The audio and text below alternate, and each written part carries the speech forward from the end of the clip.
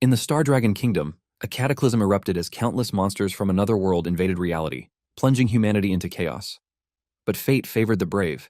A mysterious imprint appeared on the backs of all humans, awakening unique professions through this mark. Humanity entered the era of universal job change. Among the awakened, only 3 reached the mythological level. Ghost Swordmaster Elpha from the Lighthouse Country, Hell Dragon Knight, plus Resta from Russia, and Forest Mage King plus Quanzi Qian from the Cold Country. These mythical professionals gave their nations a dominant lead in the conquest of otherworldly realms. A century ago, the Dragon Country too gave birth to a peerless genius. Known as Asura, he shattered all records, becoming the first to connect with the 70th world within just 10 years. But during the catastrophic invasion of the 9th level Beasttide, Asura, still an 8th Transcendent, stood alone to defend the rift. His sacrifice protected the nation, earning him legendary status. This year marked the centennial of Asura's ascent. At a grand memorial in Dragon City, the kingdom's top professionals gathered. According to this year's statistics, 12.35 million individuals have awakened, an 11.3% rise from last year, the highest in 110 years. Of these, 10% reached the core professional tier, surpassing even the era of Asura's birth. Hopes reignite for the rise of another legend. Suddenly, lightning split the sky. Inside a dim room, Zhang Yue jolted awake. Memories surged. He had died, yet here he was. As fragments of the body's past flooded in, Zhang Yue saw a life filled with hardship. Awakening as a beast tamer, one of the most ridiculed professions, led to heartbreak. His girlfriend left him. Powerless and poor, he couldn't afford his brother's treatment. Realizing he had reincarnated into someone bearing the same name 100 years later, Zhang Yue processed the truth. Beast tamers relied on pets for combat. Their strength was tied not only to their own growth but also to their pet's development. Cultivating a powerful beast tamer demanded wealth on par with a nation. For most, it was a path of failure. The former Zhang Yue had lost hope and sought an end. But now, he had been reborn. Once known as Zuluo, the strongest awakener in the Dragon Kingdom, he now inhabited this weak body. Standing before a mirror, Zhang Yue resolved to awaken again, to carry both the responsibilities and regrets of the life he inherited, and to conquer this unforgiving world in return. Just then, the system activated, announcing the gateway's imminent opening.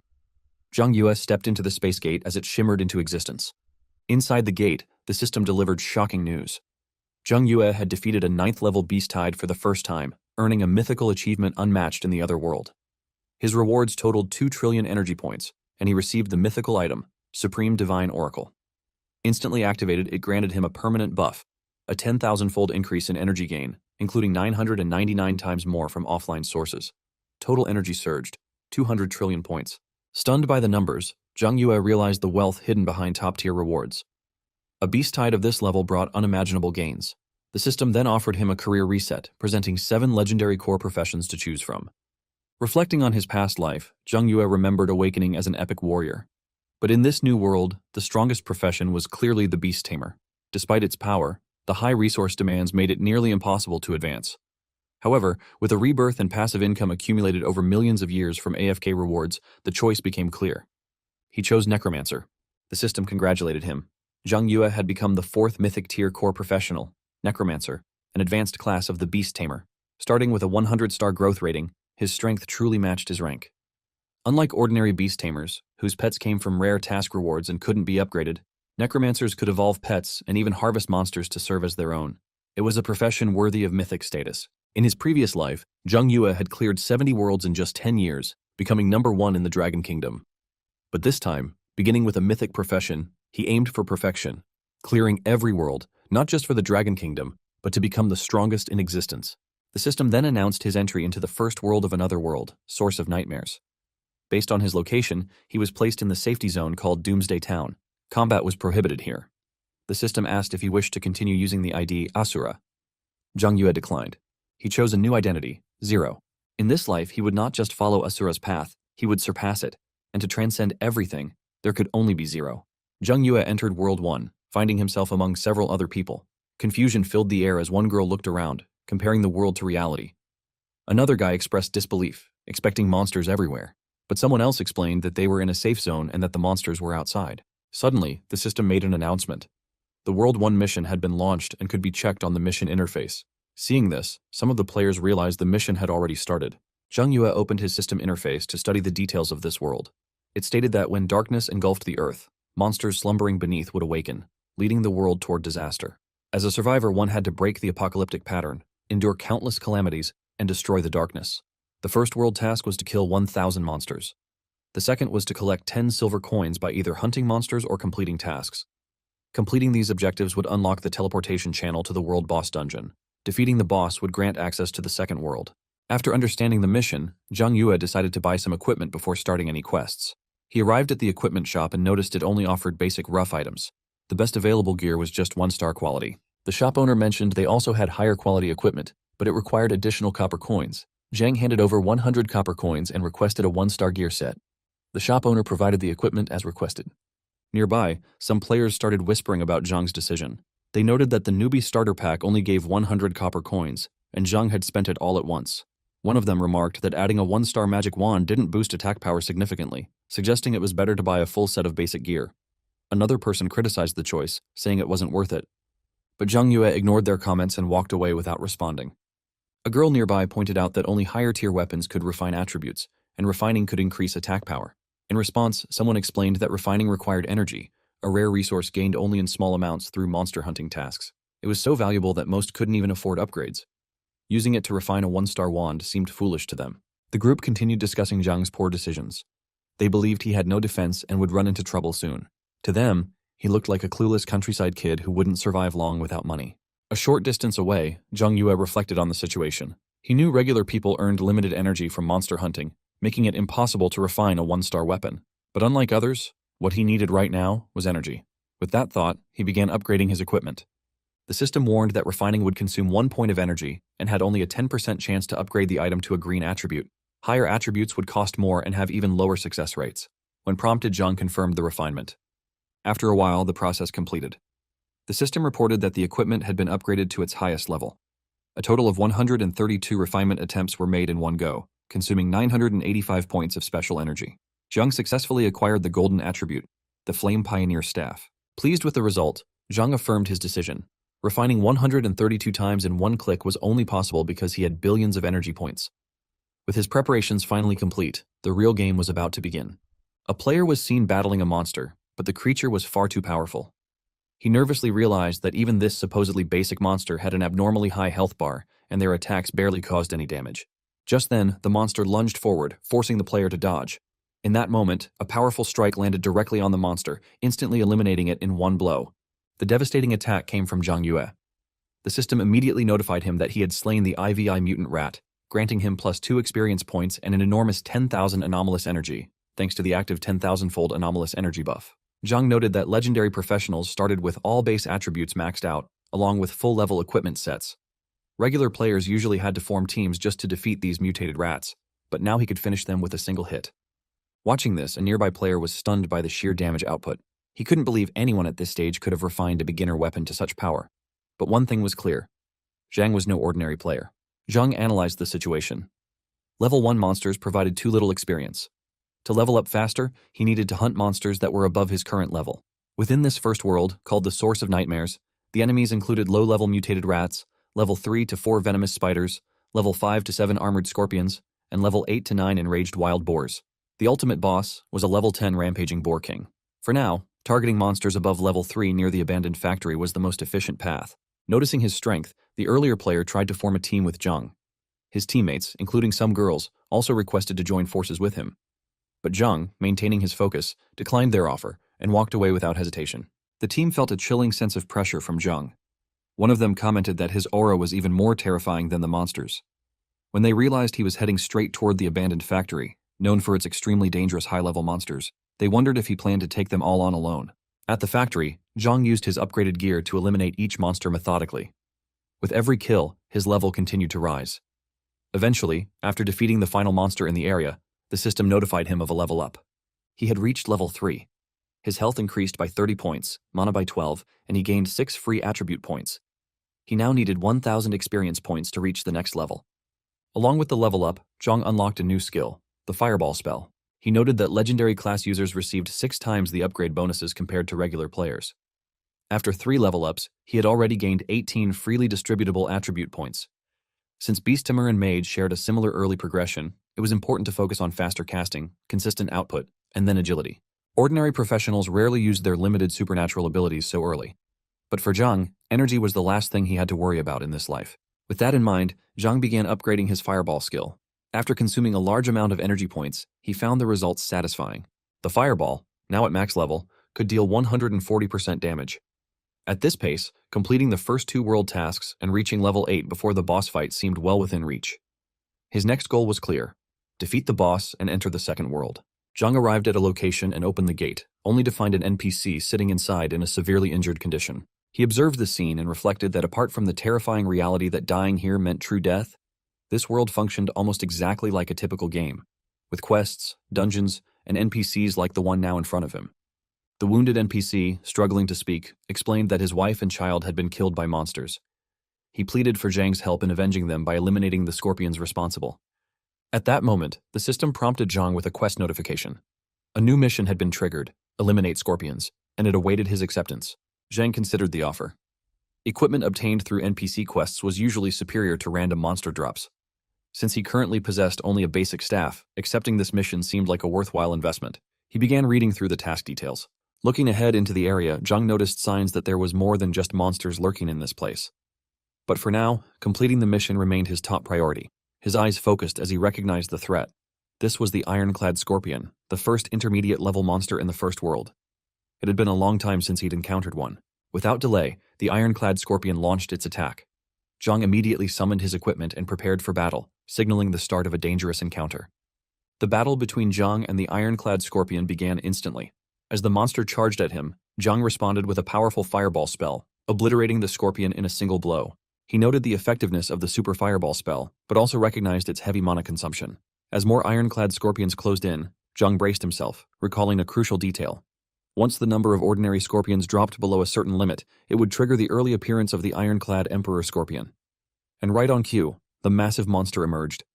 Zhang knew he had to defeat this creature before exhausting his mana completely. He launched a super fireball toward the emperor scorpion, but the attack bounced harmlessly off its thick armor. Without hesitation, Zhang dashed behind the beast and fired another spell directly at its weak spot.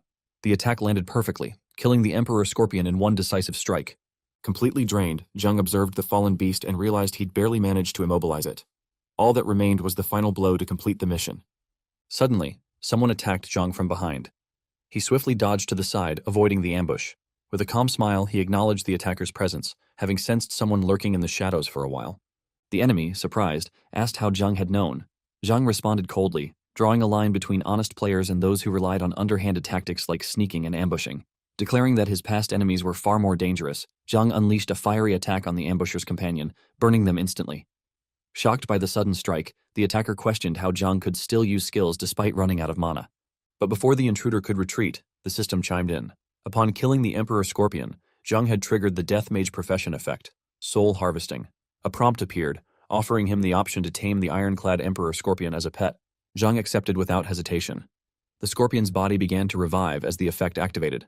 The system confirmed the successful acquisition of the Emperor Scorpion as Zhang's pet. He began analyzing the situation.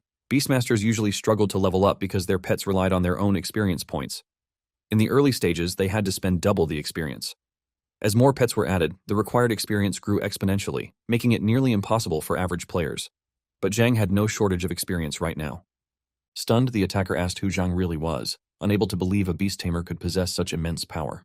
Zhang explained that he had sensed someone watching him ever since receiving the mission. He deduced that the attacker specialized in stealth, targeting solo adventurers, and planned an ambush to steal the mission rewards by killing the Scorpion King at the last moment. Realizing his mistake, the attacker panicked and attempted to flee. But Zhang provoked him to show his strength. At that moment, the newly tamed ironclad Emperor Scorpion lunged and attacked the fleeing enemy. Begging for mercy, the attacker pleaded for his life. But Zhang remained cold, declaring that in a world where predators hunt others, one must always be prepared to become prey.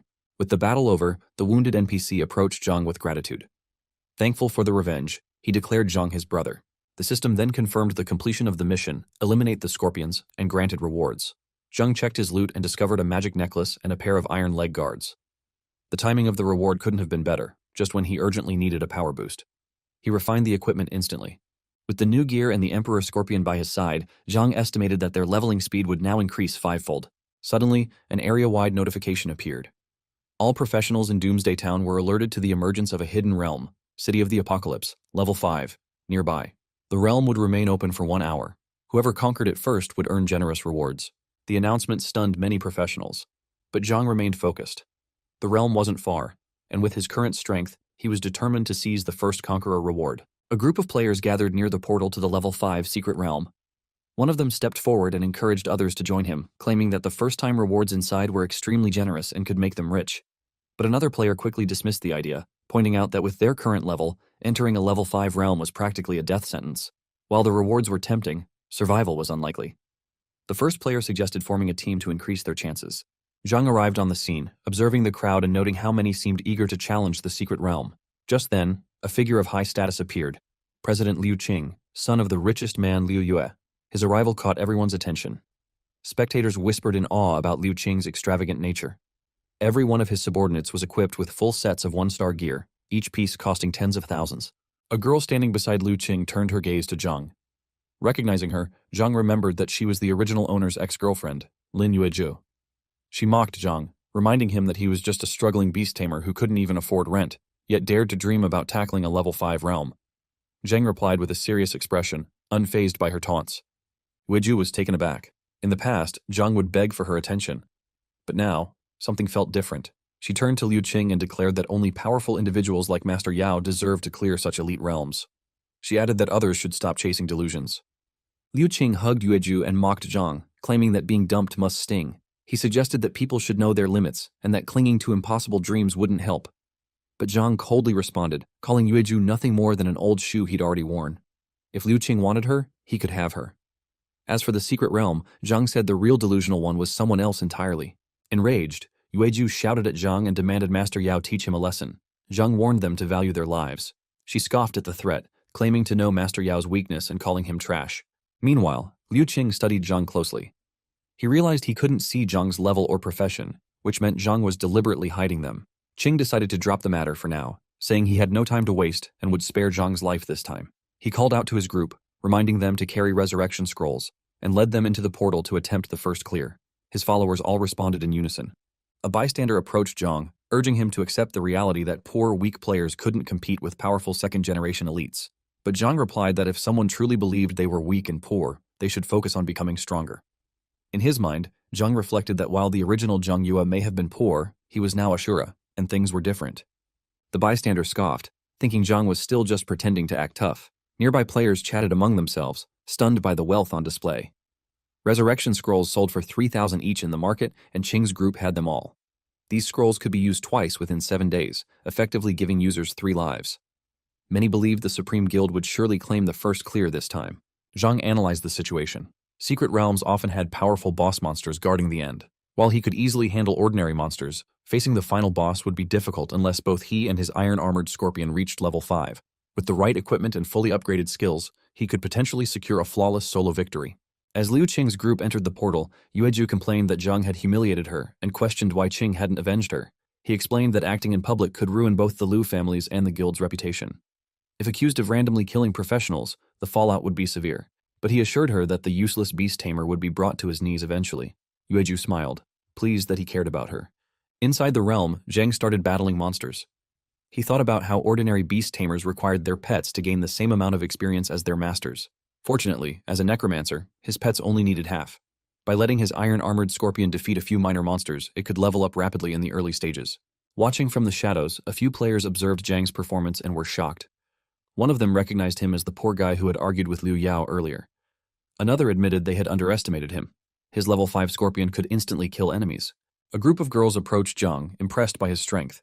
They begged to join him, asking to be his friends or even girlfriends, promising loyalty.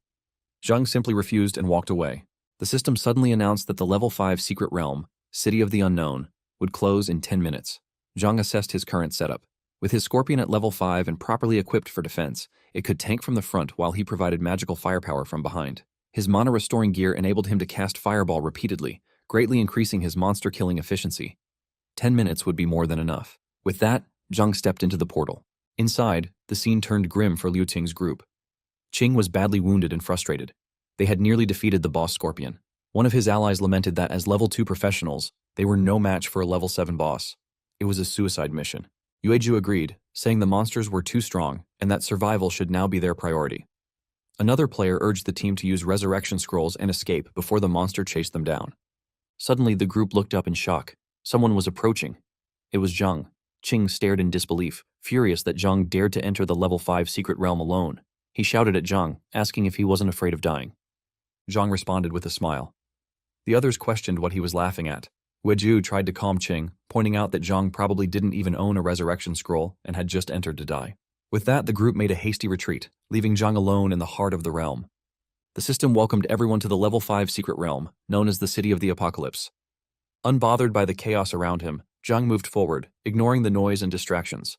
Suddenly, the ground trembled, and a powerful level 7 boss monster, the iron-armored scorpion leader, emerged from beneath the earth. Zhang observed the massive creature, noting how its health bar was several times thicker than the lesser monsters he had faced before. Without hesitation, his own iron-armored scorpion engaged the boss in battle. Zhang felt confident.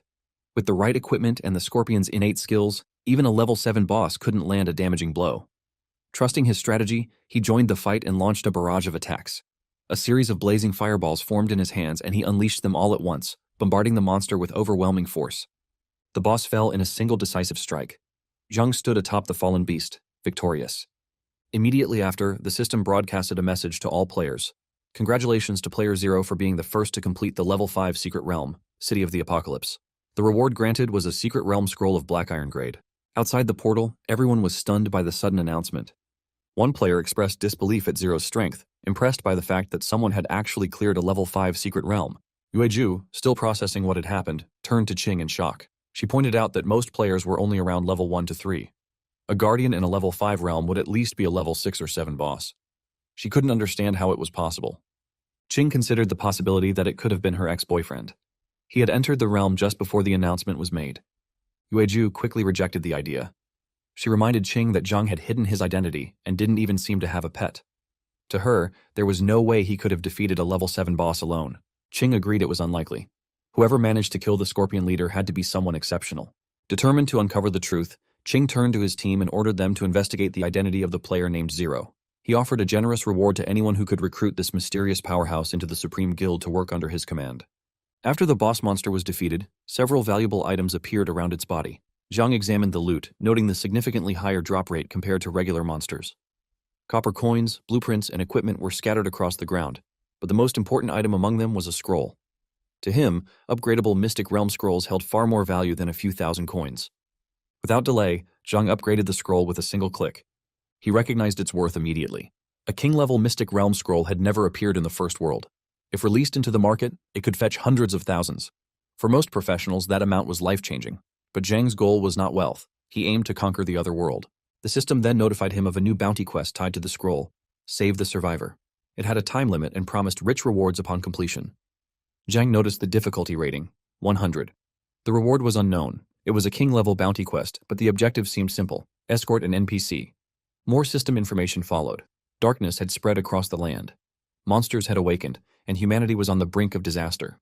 Within the first world's source of nightmares, Zhang was tasked with finding the survivor, Aileen, and escorting her to the safe zone in N-Town. The challenge became clear. The map was designed for level 10 players, while Zhang was only level 5. Worse, the area was infested with berserk boars, known to attack in deadly packs. Still, he decided to move forward and locate Aileen first. Soon, a monster was seen chasing a young girl. Suddenly, a powerful attack struck it down in one hit. It was Zhang's strike. The girl, now safe, asked if he had come to save her. Zhang confirmed. The system confirmed that the survivor Aileen had been found. 10 hours remained to complete the quest. Suddenly, another monster approached. Zhang immediately prepared for battle. As the creature lunged toward him, Zhang struck back with his gear, defeating it. But the threat didn't end there. More monsters emerged, surrounding both Zhang and Aileen. Zhang assessed the situation. Despite having a mythical level profession, a gold attribute staff, and an A-grade fireball spell, his attacks weren't dealing enough damage. If Aileen died, the quest would fail. He quickly summoned his iron scorpion to cover them. The scorpion responded perfectly, drawing the monster's attention. Zhang began firing off fireballs one after another, wiping out enemies as he fought through the swarm. Encouraged by his progress, he pushed forward, determined to keep going and gain more experience. Despite defeating several monsters, Zhang realized the boars kept coming. Their relentless charges were draining his mana rapidly. Aileen looked up at him with concern, asking if he was okay. Zhang reassured her, promising to get her back safely. Just then, a boar charged at Zhang, but he incinerated it with his equipment. He took a moment to breathe, noting that his HP was still relatively high. Any less, and the boar's impact would have been unbearable. His iron scorpion was also nearing its limit. The bounty quest was proving far tougher than expected. Opening his system window, Zhang felt relief. He had leveled up twice during the battle. It was time to boost his attack power using the equipment he'd obtained from the Scorpion King. He equipped the Glory Lord's battle ring and raised it toward the sky. Instantly, a massive fire tornado surged around him. Now, with just 2 fireballs, he could kill a boar, something that previously took 7 or 8. In one explosive move, all the boar monsters were wiped out. Zhang exhaled in relief. The path was finally clear. Now, all that remained was to escort Aileen safely to Endtown and complete the quest. Before he could move, Qing appeared. He was surprised that Zhang had survived the Mystic Realm. Zhang showed no interest in conversation. He dismissed Qing as a small fry and told him to leave. Yueju, irritated, turned to Qing. She reminded him that as a level 5 elite with full gold equipment, he could easily crush most newcomers. She urged him to teach Zhang a lesson. Qing drew his sword, declaring that last time Zhang had been lucky. This time, he planned to end it. Zhang welcomed the challenge, offering him a shot. Qing charged forward and struck with his sword. But Zhang remained unharmed. Qing and Yueju both stared in disbelief. Yueju couldn't believe what she was seeing. To her, Zhang was just an unarmed beast tamer, and yet even Brother Yao couldn't defeat him? Zhang laughed, calm and confident. The performance was over. Now, it was his turn. Zhang raised his equipment toward the sky once again, summoning a massive tornado of fire. The blazing attack shook Qing to his core. In a panic, he revealed his identity as the president of the Supreme Guild and the eldest son of Lin Hai's richest Liu family, threatening Zhang not to strike him. But Zhang unleashed his attack anyway. The overwhelming force left Qing broken and defeated. After taking Qing down, Zhang reflected on the rules of the other world. In this realm, professionals were usually marked by white names. But when a white-named professional maliciously attacked another, their name turned gray temporarily. During that time, any counterattack by the victim wouldn't count as evil. If the attacker succeeded in killing the other white-named player, their name would turn red, and they'd gain 100 evil points. Red-named players would then be barred from safe zones and couldn't exit the other world unless they either removed their evil points by killing enough monsters or faced death themselves. And with death came major losses, levels, experience, and a huge amount of equipment and items. Watching from a distance, Yueju was stunned. She couldn't believe Zhang had taken down Liu Yao with a single blow. She hadn't realized when he had grown so powerful. Zhang then turned toward her. Panicked, Yueju demanded to know what he intended to do. Her thoughts raced. She had already used one of her revival scrolls to escape a previous realm. If she used her second one now, she'd have no safety net left. But Zhang didn't attack. He simply picked up the little girl and started walking away. While leaving, he glanced at Yueju, thinking that sparing her was the right choice. Attacking white-named players could interfere with his quest, and he had no time for distractions. Furious, Yueju watched him go. Being ignored by someone she considered beneath her only fueled her anger. Soon after, Zhang safely escorted the little girl back home, completing the bounty quest. As a reward, he received several items, including an ice staff. He summoned the staff into his hand and immediately began the refining process. After refining it 144 times, he noted how high-quality equipment consumed a lot of energy to refine. Still, the cost didn't matter. He had it under control. Next, he checked another reward, a pet egg. Zhang recognized it as a normal one. Since he had gathered several such eggs while grinding monsters, he decided to use them to feed his iron-armored scorpion. Just then, the system notified him. His pet had evolved into a silver-armored scorpion. Zhang was satisfied. With a 2-star staff, a newly evolved scorpion, and the gold equipment dropped by Liu Yao, he was confident he now had the strength to challenge the final boss of the First World. But before that, he needed to restock his supplies. He opened a portal and exited the realm. Back in the real world, Zhang's phone rang. The call was urgent. A hospital representative reminded him that his brother Zhang Zhao's 390,000 yuan medical bill was overdue. If the payment wasn't made, treatment would stop. Zhang calmly asked for the hospital's payment account, promising to transfer the amount within 10 minutes. He opened his system window, planning to sell some of the gold equipment. Just a few pieces would fetch millions, which would easily cover the medical expenses. Helping the original body's family felt like the right thing to do. But a warning popped up. The equipment was bound, untradeable and undroppable. Realizing this was likely a side effect of the tenfold buff, Zhang frowned. The world's mechanics were airtight. Since he couldn't sell the gear, he checked the silver coins he had. They barely totaled over 10,000 yuan, not nearly enough. Zhang began scanning job listings on his phone. Most were hourly training jobs, too slow to make serious money. Then a post caught his eye. Someone was offering 30,000 yuan to hire a new professional from Linhai City's First World for training. Zhang smirked as he read the offer. A deadly reward indeed. Just the kind of opportunity he was looking for. Zhang made a call to inquire about the forum's 300,000 yuan training bounty. A woman on the call explained the requirements. First, the participant must be a new professional from the current session.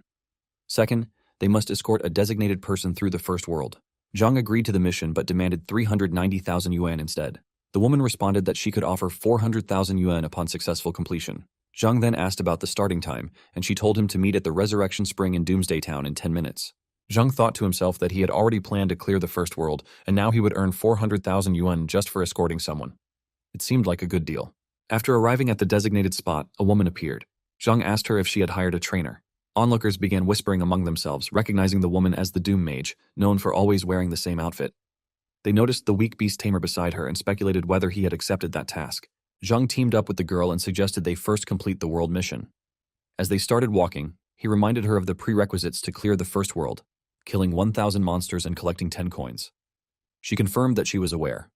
Once they reached the area, Zhang explained that according to the alternate world settings, professionals couldn't deal forced damage to monsters more than 5 levels above them. Even if he left a monster at 1 GP, she would need to land the final blow. Then, Zhang summoned his ice staff and suggested they begin completing the prerequisites while leveling her up. He engaged in a battle with a scorpion monster, thinking about the control skill book he had earned earlier. While not as strong as Fireball, it was still a decent support skill.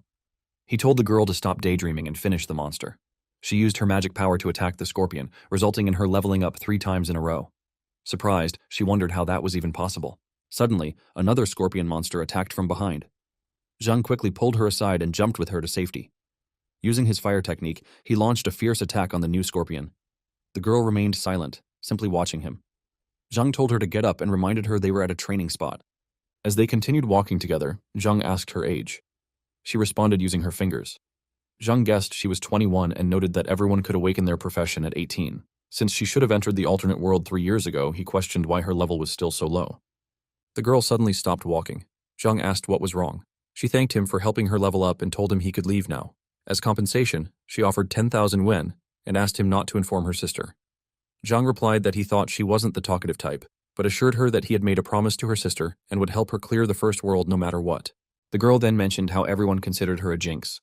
She believed that walking with her would only bring him bad luck. Zhang admitted he had been curious earlier and asked about her class. She explained that a Doom Mage was someone who only caused trouble. Just then, a group of people appeared. One of them stated that the forum claimed anyone who took on her task was destined to die a horrible death. But if someone killed her, they would gain lots of experience and special energy. Another person declared they would act as justice today and target her. The girl warned Zhang that their opponents were all around level 5 or 6, making them no match. She urged him to leave since they were only after her. But Zhang summoned his ice staff, questioning if they were planning to take his 400,000 yuan reward without permission. Right at that moment, Qing appeared and commented on the brawl, finding it exciting. Recognizing him, the attackers panicked. They realized he was Liu Yao, the young master of the richest man in Linhai, and suspected he was there to snatch the kill. One of them nervously approached Qing to clarify their intentions. But Qing cut him off, telling him to shut up. He then walked over to Zhang, recognizing him from before. Zhang asked if he was here to give him more equipment and reminded him that resurrection scrolls couldn't be used within 7 days. In response, Qing signaled with his hand, prompting his men to draw their weapons and prepare for battle. Zhang's confused reaction made Qing frown. Turning around, Qing saw his men holding swords in their hands. Without hesitation, he punched one of them on the head, scolding him for misunderstanding his earlier command. When he told them to grab weapons, this wasn't what he meant. To Zhang's surprise, the men suddenly surrounded him and placed a gift box in front of him, politely asking him to accept it. The girl standing beside Zhang was startled by this unexpected gesture. Yuezhu, visibly confused, asked Qing about his intentions. But Qing simply told her to keep quiet.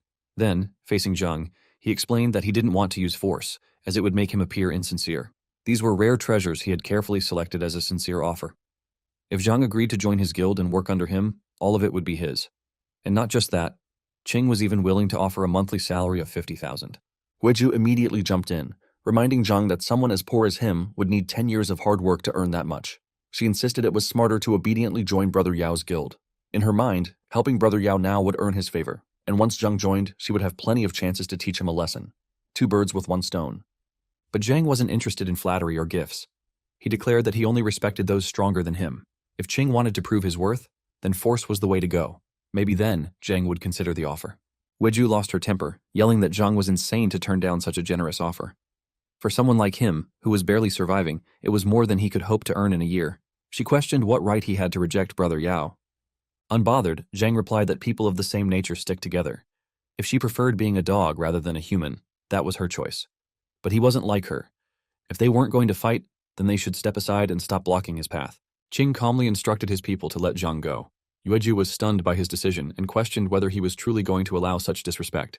But Qing repeated his order, asking if something was wrong with her ears. Left with no choice, Yueju acknowledged the command. Zhang and the girl walked away from the scene. One of Qing's men, unable to contain his anger, reminded him that Zhang had once killed him. He couldn't understand why Qing was letting him go again despite the disrespect. But Qing responded with a punch to the man's mouth. With a smile, Qing mused that the things one can't have are often the most desirable, while those easily obtained lose their value. Yueju, still confused, reminded him that he once swore to do anything to kill Zhang Yue. She couldn't understand when his intentions had changed. Qing grabbed Yueju's chin and told her it probably happened after Zhang killed him. She kept emphasizing how poor Zhang's family was and how he couldn't even afford golden equipment. But Qing had noticed something strange. Despite being a simple beast tamer, Zhang had dealt unusually high damage. Qing had become convinced that Zhang was no ordinary person. He had to recruit him into his supreme guild. Yueju clenched her teeth in anger, thinking to herself that there was nothing special about him. No one understood him better than she did. He was just a worthless pauper. But she swore that she would eventually make Zhang kneel before her once again. Meanwhile, as they walked away, the girl beside Zhang thanked him for protecting her. Zhang told her not to thank him. It was simply because her life was worth 400,000 win to him. But she replied that maybe it was better to forget about it, as he wouldn't be able to complete the task anyway. Zhang asked why she had posted a bounty on the forum if she lacked confidence. If she was having second thoughts, she could have backed out instead of entering the other world. The girl admitted that she had already given up long ago. She reminded him about her cursed body and told him to see for himself. She opened her system and revealed information about her cursed mage class. Zhang was taken aback. This was a special profession. In the other world, apart from core and life professions, there existed a third category: special professions. Those who broke through their restrictions could evolve into high-level, possibly even legendary or mythical professions. But most people failed to break free and faded into obscurity. The girl explained that ever since she awakened the special profession 3 years ago, she had tried hundreds of times without success. And because of the team system restrictions, she couldn't partner with anyone more than 10 levels above her. Zhang wondered aloud how 2 people, with a maximum difference of 10 levels each, could possibly defeat the first world's boss, but the girl simply told him to leave. Instead, Zhang said he could do it. He would take her through the first world. Hearing this, the girl broke down in tears and grabbed his hand, asking if he was serious. Zhang thought to himself that for 3 years, he had dreamed of breaking the cursed profession limit and becoming a revered professional. Could it really be possible now? Shaking the thoughts away, he told her to stop talking. First, they had to complete the world mission. Zhang activated his skill and explained that in the first world, adventurers must complete the world mission to qualify for the boss challenge. With a single overwhelming move, he wiped out all the monsters around him. The girl beside him watched in shock, realizing that this might be Zhang's true strength. In just a few hours, he had completed the world mission, eliminating over 1,000 monsters and collecting a massive amount of coins. With the prerequisites now met, Zhang confirmed they were ready to challenge the boss. The girl agreed, though she admitted it felt strange. Someone as powerful as him wouldn't usually take on such low-level tasks. Zhang simply replied that it was because he was a second-class person. This answer made the girl smile, while Zhang secretly thought to himself that the real reason was his desperate need for money in the real world. Without wasting time, Zhang pressed the button in the system window to initiate the boss challenge. A portal appeared before them. Zhang asked if she was ready, and she responded with excitement. The two stepped through the portal together and entered the demon abyss. The system immediately informed them that they had entered the first world's nightmare boss field, Demon Abyss. They now had a 1-hour time limit to defeat the boss, the Berserk Wild Boar King. Failing to do so, or dying in the attempt, would reset the mission and require them to complete the world mission again to reattempt the challenge. Zhang began preparing by handing the girl rare consumables, resurrection scrolls and instant recovery potions, high-end items not easily acquired. Although confident he could clear the first world on his own, he knew the other world was unpredictable, and it was best to be prepared. He also suggested equipping the defense gear they had found earlier, including the guardian armor dropped by Lu Yao onto the silver-armored scorpion. With this setup, they had a better chance at surviving the boss's attacks. Suddenly, the boss appeared, a massive, intimidating wild boar king. Seeing it, the girl tried to calm herself, believing that this time they would succeed. Zhang recalled how even dozens of people had failed to defeat this boss in the past. Now, it was just the 2 of them. After so many failed attempts, it was no wonder that over 400,000 people had developed a psychological trauma toward the wild boar king. As the boss roared and began charging, Zhang instructed the girl to hide and focus on healing the silver-armored scorpion. When she asked about him, he confidently stated that he would handle the boss himself. With that, the wild boar king lunged forward. Zhang launched a fire attack immediately, but the powerful monster remained unharmed. He acknowledged that the creature was indeed as tough as expected for a boss-level enemy. The beast charged again, forcing Zhang to bring his pet, the silver-armored scorpion, into the fight. Zhang followed up with a fireball attack and reminded himself that no matter how tough the boss was, as long as the scorpion could tank the attacks, He could keep fighting. The Boar King retaliated, pushing the scorpion back with sheer force. Zhang realized that this would not be as easy as he'd hoped. As the monster turned its attention to him, charging once again, the girl screamed in panic, telling Zhang to dodge.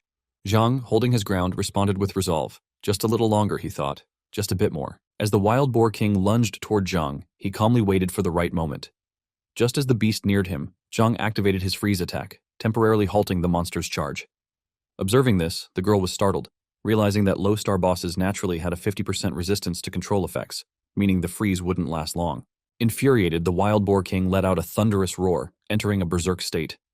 The girl recognized the trigger and knew things were escalating quickly. At that moment, Zhang's silver-armored scorpion charged in and launched a surprise attack on the boss. Zhang then shouted at the girl to heal the scorpion, and she immediately began channeling healing energy toward it. Despite her efforts, she grew concerned. Even with constant healing, the silver-armored scorpion was struggling to hold its ground. What they lacked wasn't defense, but stronger damage output. Zhang, however, remained focused. He insisted they didn't need to last much longer, just enough to complete his plan. With that, he unleashed his flame attack, melting the surrounding ice and setting the Boar King ablaze. The blazing fire surrounded the monster, and Zhang declared that even a level 10 2-star Wild Boar King couldn't withstand the full power of someone equipped with 2-star metal gear and a legendary class profession. The monster howled in agony, consumed by the flames. Watching Zhang, the girl was stunned by his precision. She had never seen anyone use two skills so fluidly and effectively. The battle ended with the Wild Boar King collapsing to the ground, defeated. Zhang emerged victorious and was rewarded with several valuable items: a skill book, a magic storm coat, and a dark blood sniper violence ring. The girl received a notification from the system. She had broken the career limit of a disaster mage. Shocked, she could hardly believe what just happened. Not only had she escaped the limitations of her class, but she had also evolved into an epic core profession. Meanwhile, the system broadcasted the news to all players. The world boss, Berserk Wild Boar King, had been defeated. The entire player base was stunned. Whispers spread quickly. Some questioned if the first world had really been cleared in just half a day. Others were confused by the lack of party notifications. They were shocked to learn only 2 players had taken part. One of them, just a disaster mage with no known combat ability, had to rely entirely on someone else. Soon, 2 portals opened before Zhang. One glowed red, leading to the second world. The other was blue, offering a return to the first. Zhang decided to head back first, wanting to settle a few things before advancing further. As he walked toward the blue portal, the girl asked where he was going. He casually replied that he was off to ask her sister for money, then disappeared into the passage. The girl realized the truth. Zhang was the mysterious professional known as Zero, the one who had become the first to clear the secret realm. Elsewhere, inside the towering Su Corporation building, an assistant informed Miss Su of an incoming call. On the line, her younger sister confirmed that she had completed the task and requested her payment. Miss Su, however, was skeptical. She asked for time to verify the claim, suspecting it to be another scam. After all, only half a day had passed, far too quick for such a feat. Moments later, her sister burst into the office, glowing with excitement. She shared her success. Not only had she broken the disaster body's limit, but she had also acquired the epic core profession of a forbidden mage. Surprised, Miss Su acknowledged that no one in their family had ever reached beyond the rare-level profession. She assumed many people must have helped her sister, but her sister revealed the truth. Only one person had helped. This revelation left Miss Su speechless. She sat down at her desk and checked the system logs. The helper, as she suspected, was Zero, the professional who had become a sensation online. With a smile, Miss Su realized what this meant. Her sister and Zero had shattered a century-old record and were now the first group ready to enter the second world. Their achievement would elevate the Su family's status within Dragon Nation. Wasting no time, Miss Su called for an emergency board meeting. She declared that to be the first to conquer the second world, they had to recruit Zero into Rain Pavilion, regardless of the cost. Zhang received a call from the hospital informing him that his remittance had been received and that he could reach out any time for further requests. Feeling relieved, he asked them to take good care of his younger brother and ensure a full recovery. However, the hospital reminded him that his brother's injuries were quite severe, and continued hospitalization would cost around 40,000 to 50,000 yuan per month. Hearing this, Zhang recalled how costly the treatment was and regretted not agreeing to the rich man's offer earlier. Just then, Zhang received another call, this time from Su. She introduced herself as Su Jinya, the vice president of the Yanyu Pavilion Guild. She invited Zhang to join their guild, explaining that the company offered full benefits, including social insurance, a base salary of 30,000 yuan per month, and performance bonuses. Zhang saw this as perfect timing and agreed to join. Su and her sister were delighted to hear his decision. But Zhang added one condition. He would only participate during major guild events or when needed, and the guild must not interfere with his personal freedom at other times. Another man interrupted, disagreeing with Zhang's demand. He stated that guild members were expected to work consistently, and personal freedom couldn't override guild responsibilities. Zhang immediately ended the call, saying that if they couldn't accept his terms, there was no point in continuing. After the call ended, Su Chen, chairman of the Su Corporation, asked if this was the person Su had insisted on recruiting. Su confirmed, explaining that Zhang, along with Jin Yan, had recently cleared the first world boss in just half a day, breaking a century-old record. She stressed that Zhang was a rare talent they had to secure immediately. Her sister also praised Zhang, calling him amazing. Su suggested agreeing to his terms first, and then observing how he adapted within the guild. Her sister noted that Zhang had mentioned he wasn't seeking complete freedom, just selective participation. Su Chen approved the idea but warned that if Zhang failed to comply with management, he would personally decide what to do with him. Shortly after, Zhang received a call again. This time, Su informed him that they had agreed to his conditions and asked when he could report to the company. Zhang responded that he would work from home, mentioning that since they were all in Linhai City and the login points for the other world were the same, there was no need to visit the company physically. Su was initially surprised but accepted his arrangement without issue. Zhang found the guild president easy to negotiate with and felt confident now that his income was stable. With finances settled, he focused on strategizing for the other world. The system then prompted him to choose a world to enter, either the Source of Dreams or the Zombie Siege. Zhang chose to enter the second world. Upon entry, the system announced that the apocalypse had arrived. Humanity had begun mutating under its grip, and zombies were laying siege to cities. As a survivor in Nodding City, Zhang had to join others in defending it. If the zombies succeeded in building their own city, there would be no place left to escape. Zhang noted that the minimum level for the second dungeon was level 15. To complete the first task, he needed to level up quickly. Just then, he heard a voice behind him. Turning around, he saw a soldier captain briefing his team. The captain urged everyone to prepare defenses quickly, warning that a massive zombie wave would strike within the next 2 days. Supplies in the warehouse were running low, and the defenders needed weapons urgently. Zhang realized that although Nodding City was a safe zone, the constant zombie attacks created a tense and suffocating environment. The captain approached Zhang and asked him to head west of Nodding City to slay mutant zombies and collect materials to help forge weapons. Zhang understood that this was one of the easier tasks within the city, with a wide operational range and an attack squad level spanning from 11 to 20.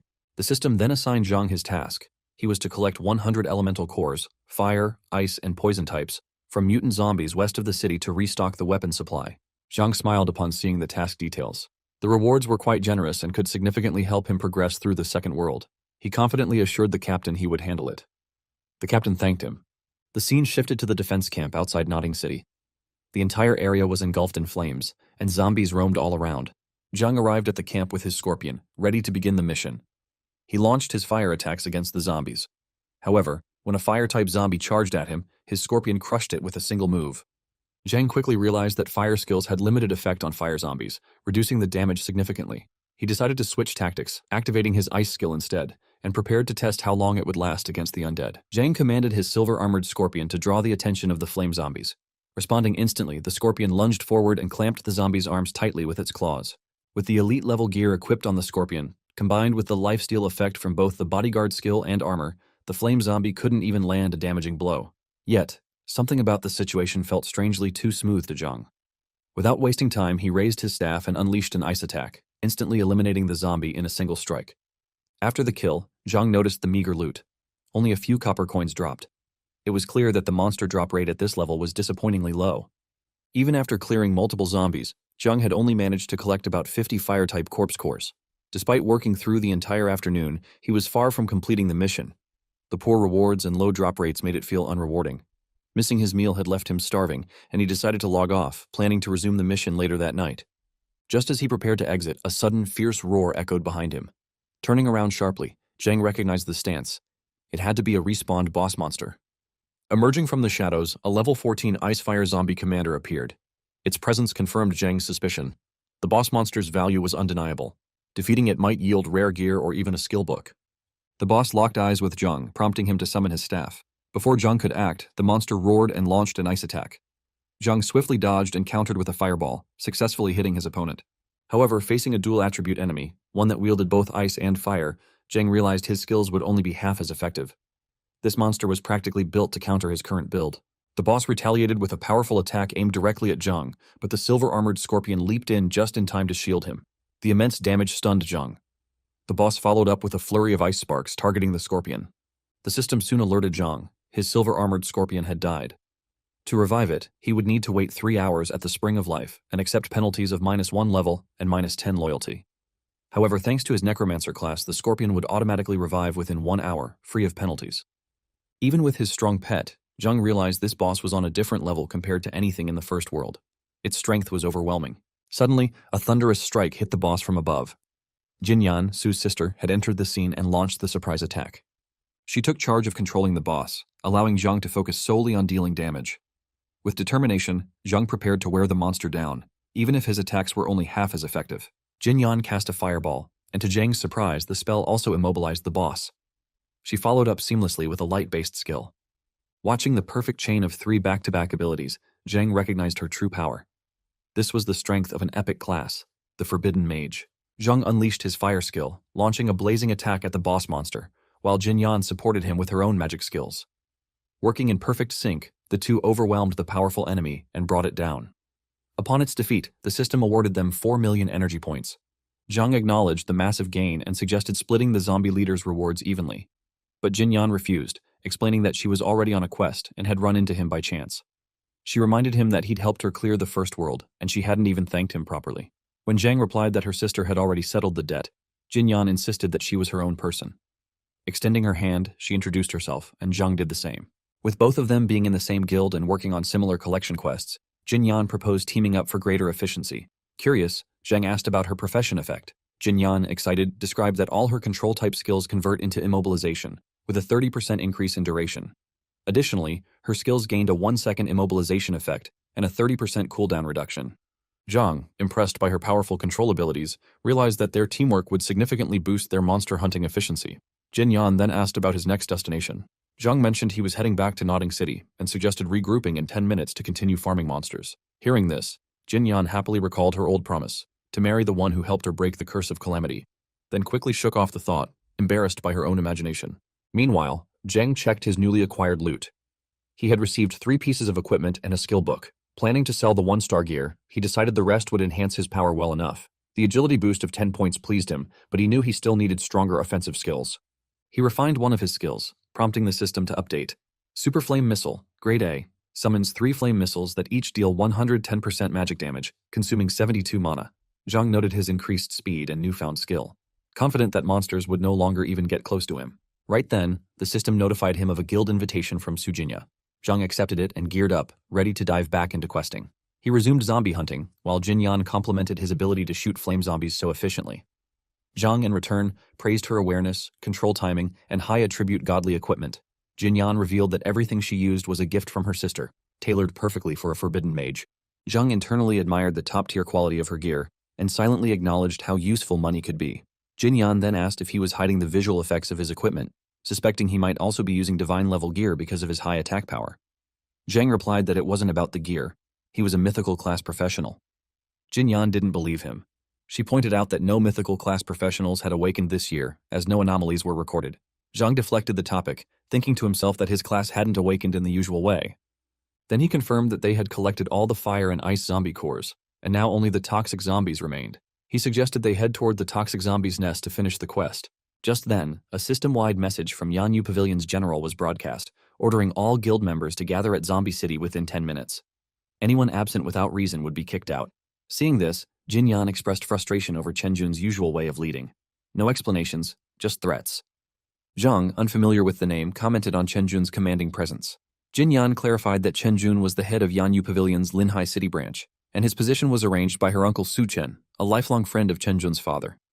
Zhang agreed that since it was a guild operation, they should go.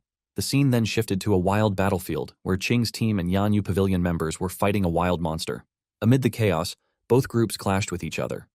One of the Yanyu Pavilion members shouted at Qing for interfering with their boss fight, claiming they found it first. Qing coldly responded, stating that power rules the world, and ordered his team to eliminate the opposition. Suddenly, a circular formation appeared in the sky, unleashing a fiery rain from above. Shocked by the unexpected attack, Qing demanded to know who was interfering in his business now.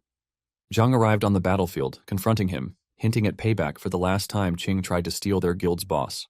An hour earlier, the scene unfolds with members of the Yanyu Pavilion battling a massive monster. Despite their efforts, the creature proves overwhelmingly powerful. A soldier urgently informs the president that it's too difficult to attack recklessly and suggests letting the forbidden mage handle the boss. But the president remains unfazed, urging his troops to hold their formation, reminding them that Jinyan would arrive soon and that they just needed to wear the monster down. Soon, Zhang arrives with Jinyan, catching everyone's attention.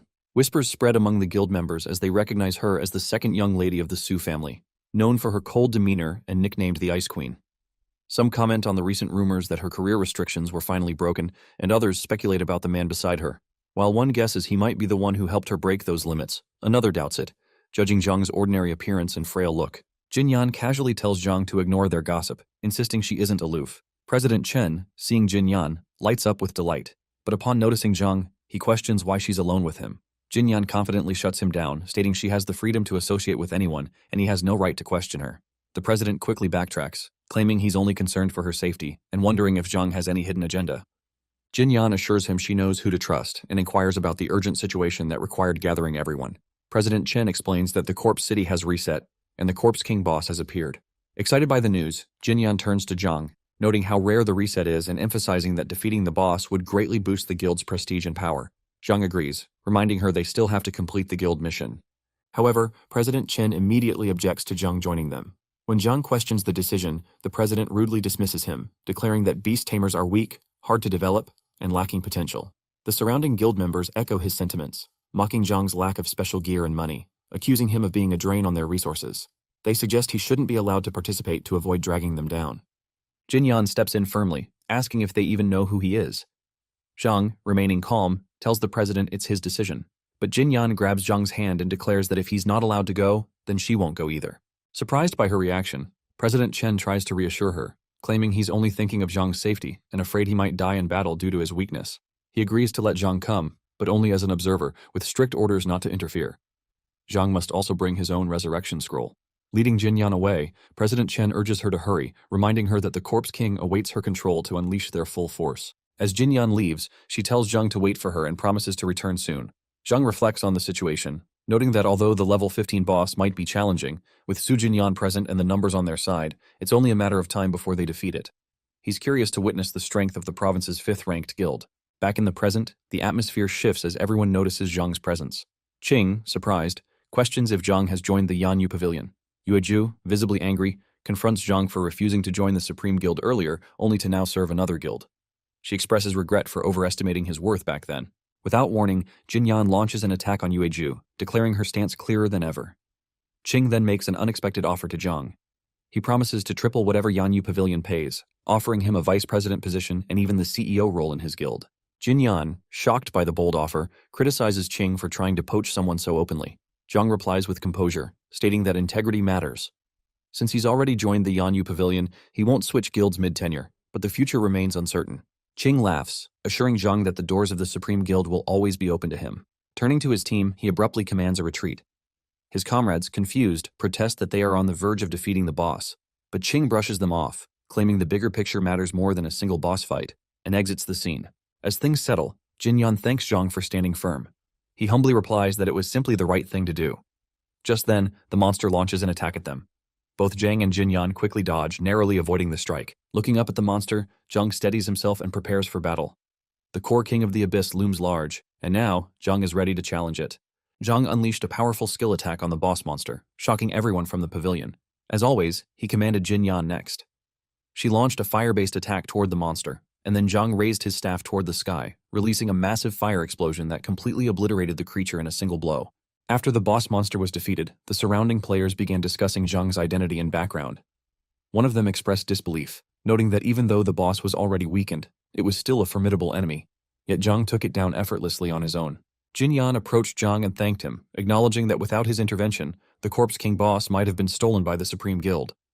Zhang simply responded that he was part of the Misty Rain Guild, and helping was part of his duty.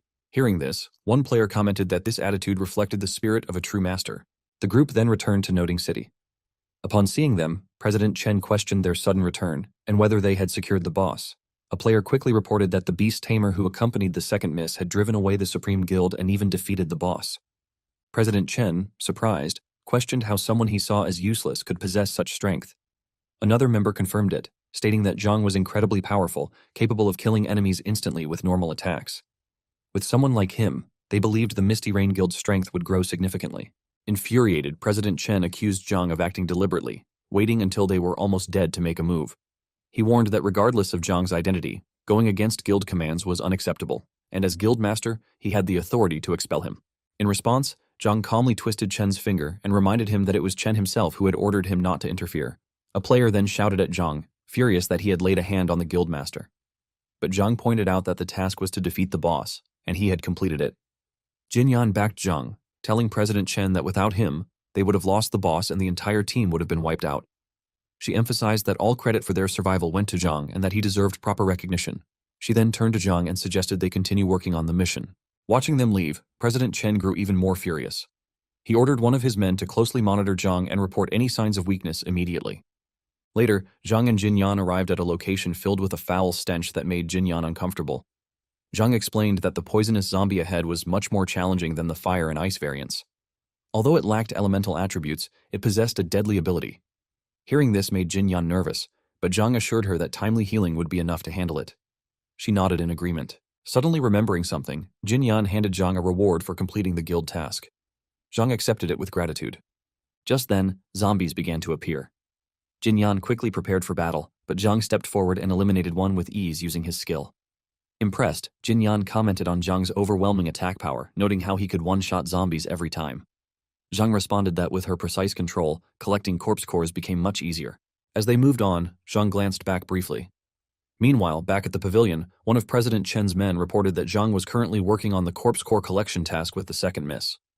According to their observations, the two were chatting, laughing, and seemed to be getting along well. This enraged President Chen. He was furious that ever since Jinyan awakened as a calamity mage 3 years ago, she hadn't even smiled at him once. Yet now, she was laughing with someone else. The man suggested they find a way to expel Zhang from the guild and separate him from the second miss. Just then, a system announcement interrupted their conversation, warning all professionals in Noting City about an impending corpse tide. The level 13 wave was set to invade in 30 minutes, and everyone was urged to prepare for defense. Seeing this as an opportunity, President Chen smiled.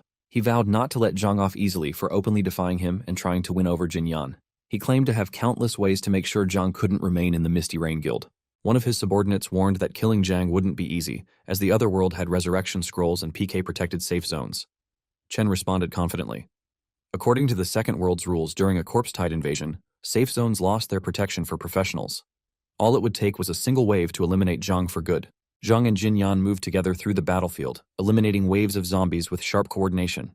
As they took down the last group, Jinyan felt excited, noting they were just a few corpse cores away from completing the mission. But time was running out. With only 30 minutes left before the zombie tide began, Zhang urged her to move quickly. Suddenly, a zombie lunged from behind and bit Zhang. Without hesitation, he spun around and smashed it with his staff. Jinyan, concerned, asked if he was all right.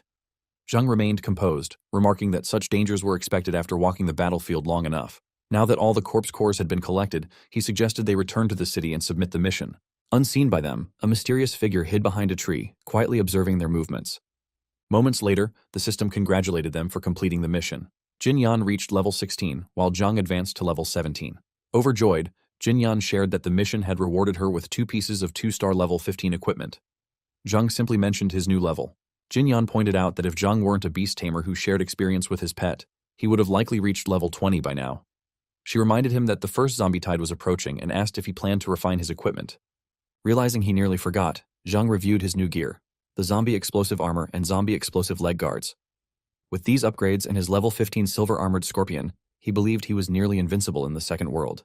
Feeling confident, Zhang declared he was ready to face the zombie tide. Hearing this, Jinyan smiled. Just then, a call came through to Jinyan. She wondered who could be contacting her at such a critical time. The system notified her that her guild was summoning her, and her sister was involved too.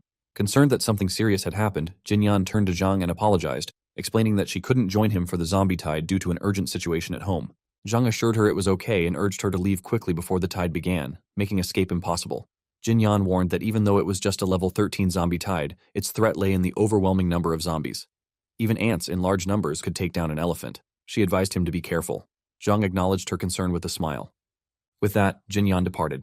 The scene shifted to inside Nottingham City. The system announced the start of the zombie tide, urging all warriors to find shelter. All professionals in Nottingham City were informed that no one could leave the other world until the tide was repelled. The city's protective mechanism had been cancelled. Anyone who managed to survive after killing a significant number of zombies would be recognized for successfully resisting the tide. As the gates opened, waves of zombies surged forward, surrounding the warriors. Explosions erupted as chaos unfolded. Zhang stayed calm, reminding himself that the zombies would retreat after 1 hour. He needed only to kill 50 of them before he could rest. Suddenly, a message from his guild flashed before him. The Yanyu Pavilion was requesting his help. Smiling, Zhang responded internally, saying he was on his way. Arriving at a specific building, Zhang was spotted through a window by President Chen and another man. Chen asked if they were sure Zhang didn't have high defense. The man confirmed that Zhang had taken serious damage from a venomous zombie earlier, suggesting his points were focused on attack, not defense. He revealed that 10 level 12 archers had been bribed and were lying in ambush in a nearby alley. With Zhang's low defense, 1 round of concentrated fire would be enough to kill him multiple times. Grinning wickedly, President Chen declared that once Zhang Yue died and revived at the Resurrection Spring, his men would ensure Zhang didn't survive even a second longer.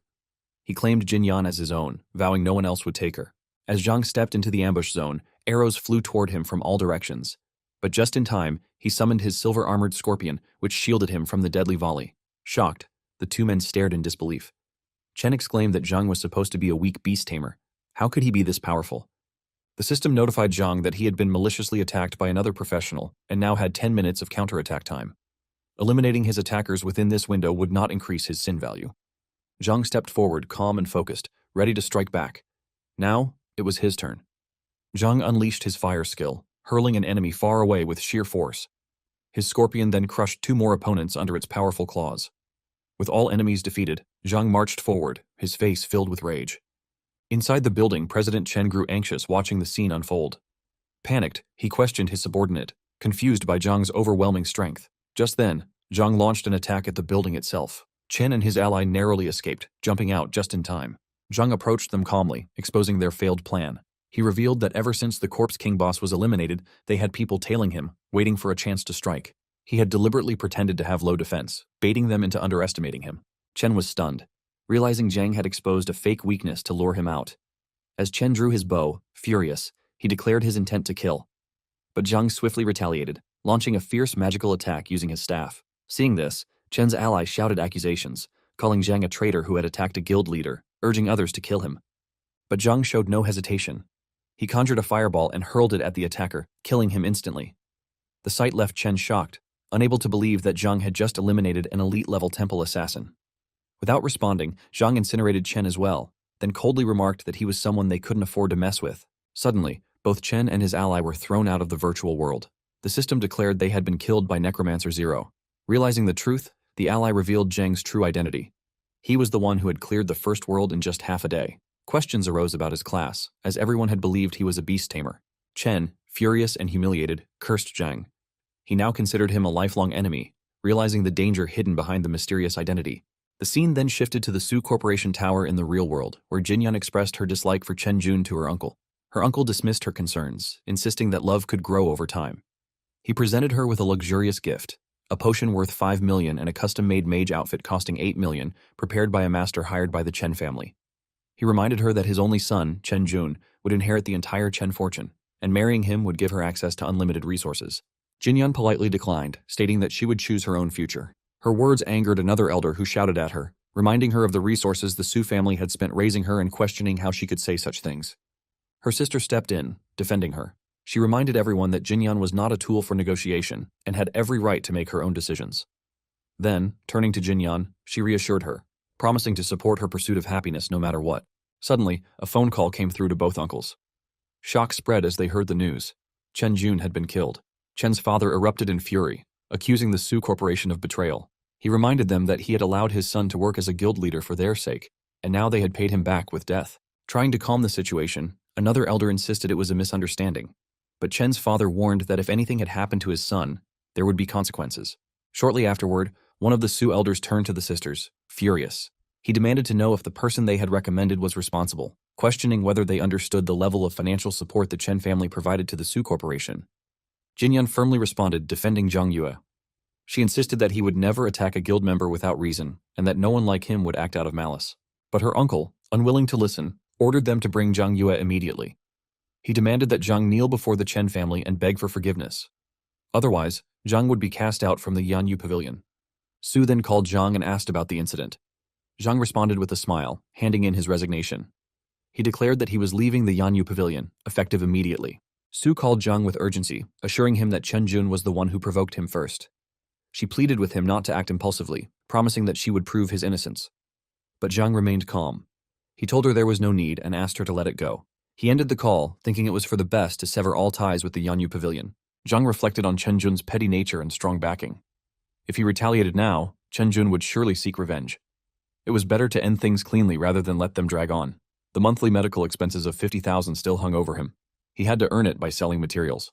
To access higher-level materials, he needed to finish the second world quickly and proceed to the third. 2 waves of the undead still had to be survived, and a dungeon needed to be cleared to complete the second world's tasks. The system window then displayed the second world's background.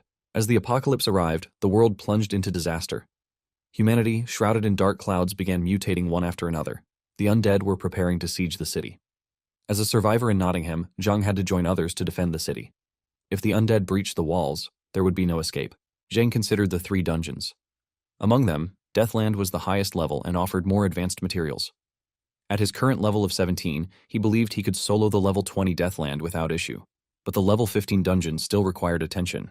Just then, a group approached with hostile intent. They mocked Zhang, calling him the famous beast Tamir from the Yanyu Pavilion. Zhang told them to move aside. They refused, taunting him to strike if he had the courage. They called him a coward and accused him of being scared. Zhang sensed this confrontation had been staged with purpose. He asked them how much Chen Jun had paid. The man in the center confirmed his suspicions. Each of them had been paid 5,000 by the president, along with a revival scroll. If they were killed, Zhang would earn 5,000 more per person. Zhang chuckled at the irony. Killing them could earn him 10,000, but he knew better. Taking them out would be easy, but doing so would turn him into a red name. With sin points, he wouldn't be able to log off, enter safe zones, or activate boss challenges. He'd be stuck in the second world forever. Just then, Qing, the eldest young master of the Liu family, arrived with his followers. He offered double the amount. He declared that anyone who killed the president of the Yanyu Pavilion would be compensated with 50,000. Chen Jun's men were shocked by the offer. They demanded to know who Qing thought he was to make such a bold claim. One of Qing's men clarified his identity. He was the eldest young master of the Liu family from Lanhai City. The revelation stunned Chen Jun's followers. They immediately rallied behind Qing, declaring their loyalty and readiness to follow his orders. Then, without hesitation, they left the scene. Qing turned to Zhang, saying he had heard about Zhang being kicked out of the Yanyu Pavilion. Chen Jun was spreading the word everywhere, vowing that Zhang wouldn't be able to take a single step in the alternate world. Zhang dismissed it as big talk. Qing extended an offer. He criticized the Yanyu Pavilion for looking down on people and invited Zhang to join his side. He promised Zhang could set his own price and that individuals under his protection would be safe. Zhang remained non-committal, saying they could talk about it later. He wasn't interested at the moment. One of Liu Yao's men expressed frustration. Qing had stood up for Zhang multiple times and spent a great deal of money, yet Zhang hadn't even thanked him. Liu Yao brushed it off, saying he had suffered at the hands of the Yanyu Pavilion too. For now, they would let things go. He mocked the Yanyu Pavilion for their blindness, claiming it was no surprise they were only ranked 5th. Zhang pondered again. He had thought leaving the Yanyu Pavilion would allow him to avoid conflict with Chen Jun. But now, it was clear. Chen Jun had to be dealt with to prevent future troubles. Most players preferred better rewards, so they grouped up to farm the high-level dungeon Deathland. The lowest-level dungeon, Dark Nest, rarely drew attention. The system window displayed the entrance to the level 15 Dark Corpse Nest. Zhang approached the gate. A mage named Morn greeted him and handed him a green stone, acknowledging his arrival to challenge the dungeon. Zhang accepted the challenge without hesitation. He reflected on the dungeon tokens. The ordinary ones from the Dark Corpse Nest could be refined into an open token, which could then upgrade the dungeon. But the probability was extremely low. It would take multiple tries and heavy consumption of resources until a golden token appeared. Meanwhile, Chen Jun's own hired men were now trailing him. They had been swayed by Liu Yao's 50,000 offer and were preparing to kill Chen Jun. Chen Jun, frustrated and betrayed, lashed out at the situation. He had paid those men, yet they had turned against him. He suspected Zhang Yue to be behind it all. His anger flared as he tried to make sense of the betrayal. His companion reminded him of a critical limitation. The revival scrolls couldn't be used for the next 5 days. To ensure safety, Chen Jun needed to wait until the cooldown period ended before attempting to level up again. But Chen Jun's fury grew. He swore that if he didn't kill Zhang Yue, he wouldn't consider himself Chen Jun. At that moment, the system window appeared to all players in Nottingham. An announcement echoed across the world. A player named Chidden had used a golden token, upgrading the standard Dark Corpse Nest dungeon into a hidden dungeon. This upgraded dungeon would remain open for 2 hours. All players were invited to challenge it. A special benefit was granted to challengers. For the next 2 hours, any player who died inside the Dark Corpse Nest would be allowed 1 free revival. The call was clear. Gather your team, challenge the dungeon, and seize the rare equipment. Chen Jun's subordinate acknowledged the order instantly. Qing, recognizing the opportunity, saw the benefit clearly. For someone like him who couldn't use revival scrolls, the free revival chance was ideal. He immediately commanded all members of the Supreme Guild to gather and enter the Dark Corpse Nest. Zhang analyzed the unfolding situation. One of his key tasks in the Second World was to clear a dungeon. With the dungeon now upgraded to a hidden one, the rewards would increase significantly. The added bonus of free revival would be too tempting for others to ignore. To ensure his hunting plan went smoothly, Zhang knew he needed to act fast. But first, he had to take down the dungeon's gatekeeper. A formidable level 15 monster appeared before him, blocking his path. Zhang glared at the monstrous enemy, warning it to behave or he wouldn't hesitate to make it end up like its fallen subordinates. Suddenly, the system alert echoed. Numerous challengers had entered the Dark Corpse Nest.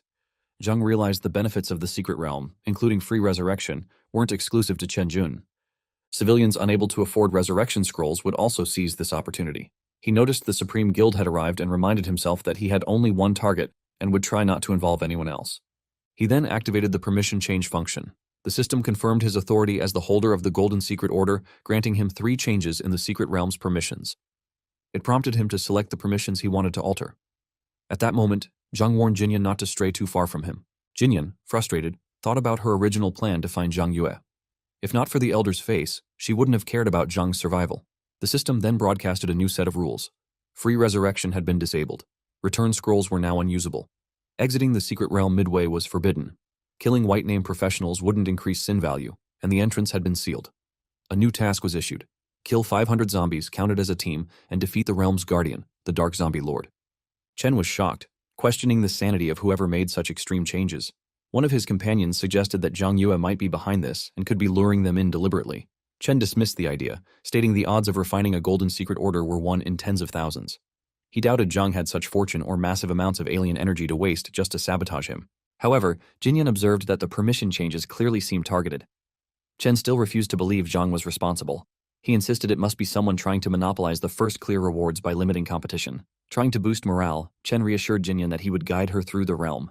He mocked the new challenge, only 500 zombies, then called his team forward to charge in. Jinyan wasn't convinced. She silently hoped Chen would just worry about himself. Meanwhile, Chen urged his teammates to focus on defeating the boss, convinced the first clear rewards would go to Yanyu Pavilion. But before they could proceed, one of the members noticed someone ahead. Chen found it hard to believe, questioning who could have possibly arrived before them. Then he froze. Jinyan's expression lit up with joy. The figure sitting atop the slain monster was none other than Zhang Yue. He had been waiting. Seeing him, Jinyan cheerfully called out, relieved to finally find him. Chen, stunned, demanded to know if Zhang had activated the secret realm using the Golden Secret Order and questioned where he got it. Zhang climbed down from the monster, reminding Chen that he was the one who had tried to kill him. Now, the opportunity was here. Panic set in as Chen realized he had entered the realm depending on the free resurrection benefits, and now found himself trapped in Zhang's trap. If Zhang attacked, there was a real risk of death. Trying to intimidate him, Chen boasted about the Chen family's power in Linhai City. Even the Su family's chairman showed him respect. He questioned what Zhang could possibly have to fight back. Turning to Jinyan, Chen ordered her to use her binding ability to restrain Zhang. Even minimal damage could help them kill him. But Jinyan refused. She reminded Chen how he treated Zhang when he was once part of Yanyu Pavilion. If someone chose to defend themselves, he had no right to blame them. She would not assist in wrongdoing. Frustrated, Chen yelled at his other teammates, demanding they attack Zhang Yue. But fear gripped the group. They hesitated, pointing out Zhang had soloed the boss. Charging him now felt like walking into death. Chen, enraged, shouted at them not to be cowards. He reminded them they had resurrection and promised 5,000 as compensation if they died. He refused to believe Zhang could survive a sea of attacks. Tempted by the offer, one member mentioned he still had 1 resurrection left. Encouraged, the team raised their weapons and advanced toward Zhang. Watching them approach, Zhang smiled coldly. Compared to the level 9 Beasttide, the Yanyu Pavilion meant nothing. With a single powerful swing of his staff, he incinerated the attackers instantly. Zhang calmly reminded himself that killing white-named professionals here wouldn't raise sin value. He could act without hesitation. Seeing this, Chen panicked and quickly urged his remaining teammates to go after the boss while Zhang was distracted. They could still clear the realm.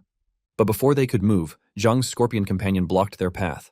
Its presence alarmed the group. One warrior stepped forward and struck the scorpion with his sword, only for his blade to shatter. He was stunned. Despite being a level 14 warrior with full strength points, he couldn't even damage the beast. Zhang explained. The scorpion was a level 15 elite silver-armored variant, equipped with 2 pieces of Z-Star golden attribute armor. Of course, it couldn't be harmed easily. Before the group could recover, a barrage of arrows suddenly rained down on them. Confused and frightened, they cried out, unsure who was ambushing them. After all, they thought Yanyu Pavilion was the only team present in the secret realm. As chaos unfolded, the members of Yanyu Pavilion began fleeing in panic. At that moment, Qing stepped forward with fury, declaring his dominance and vowing to protect his people. His arrival didn't go unnoticed. Zhang immediately recognized him, thinking it was the same guy again. Chen, frustrated by Qing's interference, tried to defend his actions, claiming he wasn't targeting Qing's people. But Qing had something else in mind. Mocking Chen's love for using money to solve problems, he challenged him directly. Then, addressing everyone present, Qing made a shocking offer. 1 million to anyone who would kill Chen, their own president. This declaration stunned the crowd. Chen quickly tried to regain control, warning that any act against him would be seen as a rebellion against both the Chen and Su families. Before tensions could escalate further, the Dark Zombie Lord suddenly appeared. Zhang, observing the situation closely, realized something dangerous. In alternate worlds, when a boss-level monster's health drops too low, there's a rare chance it might go berserk. He noted that the earlier arrow attacks had continuously drained the Zombie Lord's health, pushing it into this deadly transformation. Just then, the system issued an alert, announcing that the Dark Zombie Lord had gone berserk and evolved into a level 17 3-star boss. Qing, shocked by the sudden development, admitted he never expected the boss to level up. The Berserk Zombie Lord launched an attack, and the system updated again, warning all adventurers that the dungeon's difficulty had increased. The exit of the Dark Corpse Nest was now forcibly opened, allowing everyone the chance to escape immediately. Amid the chaos, Chen readied his bow, determined to force answers from Zhang. He released an arrow that redirected the Zombie Lord's focus onto Qing. Just as the creature lunged at Qing, Zhang's silver-armored scorpion rushed in, taking the full brunt of the attack and shielding him. Zhang could see the impact of his upgrades, realizing how much health the scorpion lost from a single blow. Meanwhile, Chen retreated toward the portal, mocking everyone and declaring that they'd never be able to kill him. Not in this lifetime or the next. He laughed as he made his escape. Zhang shouted for him to stop but was left with a difficult choice.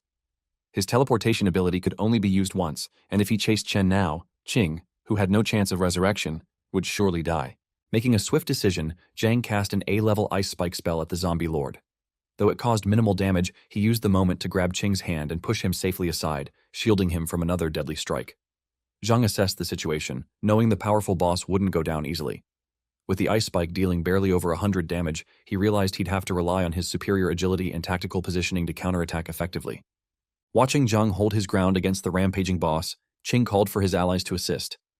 But fear took over, and one of them responded that rushing in would only make them easy targets. As the fight intensified, Zhang remained focused. The Zombie Lord advanced swiftly, closing the distance with deadly speed. Just as the Zombie Lord's attack was about to land on Zhang, Jinyan arrived and launched a magical strike against the creature. Seizing the moment, Zhang followed up with his own attack using his staff.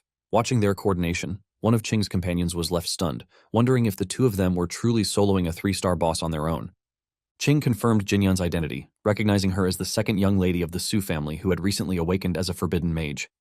He admired her epic class abilities, noting that every one of her skills included control effects. However, the one who truly impressed him was Zhang. Against a 3-star boss, most would have died countless times by now. Qing expressed his desire to recruit both Jinyan and Zhang into his supreme guild. His companion warned him not to forget about the other Su family member, implying she was equally unmanageable. At that moment, the Zombie Lord let out a fierce roar. Zhang assessed the situation, relieved to see the monster's health nearly depleted. Jinyan, realizing the opportunity, urged Zhang to strike the final blow. Zhang declared himself the secret realm seeker, confusing her briefly, but she quickly understood. With one final attack from her staff, Jinyan brought down the Zombie Lord in a single powerful hit. Immediately, everyone began leveling up. The system announced Jinyan as the first player to clear the 15-level secret realm, Dark Corpse Nest, rewarding her with a realm scroll. Cheers of celebration echoed through the group. Qing, overwhelmed with gratitude, rushed to hug Zhang, calling him a lifesaver. Zhang responded, acknowledging that without Qing's help, Chen Jun would have been dead long ago. Qing then offered Zhang $1 million as a reward. Zhang questioned whether Qing had anything more valuable than money. Qing quickly explained his dream of building the world's strongest guild by gathering top-tier players. He offered Zhang endless supplies of medicine, thanks to his family's vast pharmaceutical empire in Linhai City. Zhang remained hesitant. Qing pleaded to finish his pitch, mentioning their ties with the Xiao family, a renowned forging clan, and the Shangguan family, known for enchanting. Hearing the name Zhao family, Zhang showed interest. Qing added that his father was close friends with the clan's leader, and with the right materials, any equipment could be forged upon request. Zhang considered the value, knowing that forged gear often surpassed store-bought equipment in quality. Realizing Zhang wasn't ready to join the guild yet, Qing proposed they at least become friends. That way, he could still help Zhang acquire gear through his connections. Zhang agreed, and with that, he and Jinyan left together. Elsewhere, members of the Yanyu Pavilion were discussing Su Yan. They confirmed her identity as the second young lady of the Su family and were impressed by her epic class powers. Chen proudly reminded them that Su Yan was a key member of their pavilion, showcasing their strength through her performance. A companion sitting beside Chen pointed out that since Su Yan had defeated the boss, Zhang Yue likely survived as well. Chen realized he had underestimated Zhang, who had cleverly used the secret realm as a trap. Swearing vengeance, Chen vowed not to consider himself human if he didn't kill Zhang Yue. His companion hesitated, pointing out Zhang's overwhelming strength and his connection to the Supreme Guild. Chen acknowledged that while they couldn't take Zhang down themselves, others might. He revealed that last year several veteran players had gotten stuck in the Third World, all of them over level 30. He was confident they wouldn't ignore the Chen family's reputation. Chen declared with venomous certainty that if Zhang survived the Third World, he'd eat shit upside down. Back in the city, Jinyan approached Zhang and asked whether, because of Chen Jun's behavior, he now considered her an enemy too. Zhang clarified that blame fell on individuals, not groups. Chen Jun alone was his enemy. However, if the Yanyu Pavilion chose to support Chen Jun, he wouldn't hesitate to take on more enemies. Jinyan assured him that she shared his hatred for Chen Jun and promised not to help him. She also reminded Zhang that he had let her land the final hit on the boss, meaning the loot rightfully belonged to him. Zhang acknowledged that refining the newly obtained equipment and skill books would significantly boost his damage and health stats. Suddenly, the system broadcasted an urgent message. A zombie tide was expected to invade the city within 30 minutes. The current wave was at level 15, and all players were instructed to prepare for defense. Realizing the threat, Jinyan quickly noted the incoming zombie tide. Zhang knew that surviving this wave would complete the world quest and finally allow him to advance into the Third World. Jinyan urged him to hurry back and get ready. Just then, Yueju appeared and approached Zhang with remorse in her eyes, expressing deep regret and asking if he could forgive her. Zhang asked Yueju what she meant. With a hint of sadness, Yueju revealed that Qing no longer wanted her. Irritated by her sudden return, Jinyan snapped, questioning why she came to Zhang now and what she took him for. Yueju admitted that she was once bothered by Zhang's lack of money, but reminded them that every girl dreams of a wealthy life. Now that Zhang had a promising future, she believed they could reunite without arguments, and she could make him happy. Jinyan called her shameless, but before the conversation could escalate further, a voice interrupted. Yueju warned that a zombie tide was approaching, and there was no time left to prepare. Jinyan, confident from her post-realm adjustments, declared herself ready to face them. Zhang, however, firmly rejected Yueju. He reminded her of her own words about his bright future and questioned why he would ever want someone like her again. He told her to leave. Shocked, Yueju noted how much he had changed and how he would have never spoken to her that way before. Before any of them could respond, the zombies arrived. Jinyan fought back using the power of her staff, but the numbers overwhelmed her. She struggled to maintain control. Seeing the danger, Zhang sent his scorpion to assist Jinyan while preparing a fireball spell. As he turned, he saw zombies grabbing Yueju. Jinyan immediately moved to help, but Zhang stopped her, warning that she wouldn't be able to save anyone and would only get herself killed. Hearing that, Yueju froze in disbelief. Zhang questioned whether the straight symbol meant death, suspecting something grim. Jinyan revealed that Yueju had already used up all her revivals. More zombies swarmed the area, leaving no time to grieve. Zhang called for focus, reminding them they had to deal with the zombie tide first. Though his mind briefly drifted to Yueju, he quickly returned to the task at hand. Soon, the battlefield was overwhelmed with zombies, and warriors were seen fighting them fiercely. Later, Zhang and Jinyan took cover. Jinyan observed that it was already the third wave and wondered why it hadn't ended yet. Zhang reassured her, explaining that there were usually no more than 3 waves a day, and they were nearing the end. All they needed was to wait a bit longer for the tide to recede. Checking his system window, Zhang reviewed his progress. The previous secret realm had earned him 400,000 points. If he wanted early access to the Third World, he needed to clear another secret realm soon. Determined, Zhang opened a portal and told Jinyan that the zombie tide would end soon. He asked her to recover her health in the meantime. Jinyan asked what he planned to do next. Zhang replied that he had other matters to handle. He then entered a zombie hospital, preparing to clear it before the tide ended. Inside, he summoned his scorpion, eager for the experience ahead. Later, after clearing all the zombies in the hospital, Zhang held up some coins to his scorpion, telling it these would help it evolve into a mythical-level creature. Checking his system, he saw that he had gained a new skill and equipment. His attack power and health had increased significantly. With the zombie tide nearly over, he began preparing to clear the second world. Zhang had now acquired the Super Lightning spell skill and a title, Demon Slayer Envoy. Just then, a system mail arrived. Jinyan informed him that the zombie tide had ended and asked if they should fight the second world boss together. Qing also sent a message requesting help. According to the strategy guide, the boss was level 20 with 3 stars, and Qing couldn't handle it alone. Zhang weighed his options. With a forbidden mage assisting him, their chances looked promising.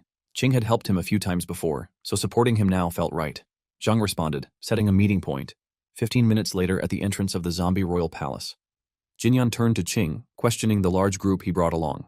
In response, Qing justified his decision, admitting that despite Jinyan's immense strength, she was still the ultimate boss of the second world, and extra healers might come in handy. Zhang agreed with a calm nod, simply content if everyone else was. Just then, the system announced that the world task was completed, and the teleportation portal to the second world boss dungeon could now be activated. Defeating the boss would allow them to advance to the third world. The system detected a multi-person team and asked if they wanted to enter the dungeon as a group. Without hesitation, Zhang summoned a small fireball and used it to tap the system's yes button. A glowing portal opened before them, and the system confirmed that the second world boss dungeon was now active. Zhang gave the signal to move forward. Qing, rallying his team, reminded them to stay close to their strongest member. Together, the group entered the dungeon, where the massive level 20 zombie king awaited. Qing's eyes widened at the sight, overwhelmed by the boss's enormous size. The other teammates voiced their concern, recalling how they were nearly wiped out by a level 17 boss in the previous secret realm. Facing a level 20 boss now felt daunting. Zhang immediately ordered them to stay back, warning that a single hit from the boss could prove fatal. Jinyan acknowledged the warning. Zhang then began summoning his scorpion, mentally noting that the experience and pet eggs he had gained from the secret realm and zombie tide had significantly reduced the power gap between his silver-armored scorpion and the boss. The zombie king noticed their presence and taunted them, questioning if they too wanted to taste death. Without hesitation, the scorpion charged forward and attacked the boss. Zhang followed up with a massive fireball, thinking how much his new equipment had improved his attack power. The boss now felt only slightly stronger than a regular monster. Angered, the zombie king retaliated with a powerful strike against the scorpion and unleashed a deadly skill. From beneath the ground, monstrous tentacles erupted. The scorpion stood firm, blocking the path, but the zombie king struck it hard with his hand, sending it flying back. Seeing this, Qing urgently called his team to heal the scorpion, and everyone quickly joined in to restore its health. Meanwhile, the zombie king advanced toward Zhang, ready to strike. But before it could reach him, the scorpion lunged forward again, attacking fiercely. Jinyan added her magic into the fight, casting spells from behind. The boss roared in anger, insulted by what it called lowly human magic. Jinyan, struggling to hold on, called out to Zhang for backup. Without wasting a second, Zhang raised his staff and activated his skills, stating that it wasn't them who were weak, but the boss itself. With a burst of power, Zhang launched a devastating attack, stunning everyone, especially Qing, who couldn't believe a level 20 3-star boss had just lost a quarter of its health in a single strike. Zhang's damage output was truly off the charts. Channeling his final burst of strength, Zhang declared it was time to end this. A bolt of lightning crashed down from the sky, striking the zombie king with immense force. The boss collapsed to the ground, defeated. Qing and Jinyan couldn't contain their joy at the victory, but before they could celebrate further, the system issued a warning. Defeating the second world boss had triggered its passive ability, destruction of heaven and earth. Just as the battle seemed over, lava erupted from the ground beneath them. The zombie king, filled with rage, declared his intent to drag everyone to hell with him. Panic swept through the team. Qing, gripped by fear, clutched Zhang's leg and began crying, overwhelmed by the fact that he had no resurrection scrolls left. The thought of permanent death paralyzed him. Zhang glanced toward the distant exit gate, realizing it was too far and there wasn't enough time to reach it. His eyes landed on his silver-armored scorpion, and without hesitation, he grabbed Qing and Jinyan, throwing them toward the beast while ordering it to hurl them with all its strength toward the exit. The scorpion caught both of them midair and launched them safely across the battlefield. They landed near the portal, unharmed. Qing, still shaken, expressed disbelief that he survived. But Jinyan quickly pointed out that Zhang hadn't made it through yet and the portal wouldn't remain open for long. Without wasting a moment, the scorpion turned back and picked up Zhang. Responding swiftly, Zhang commanded the scorpion to throw him toward the gate, assuring it that he would summon it back just after.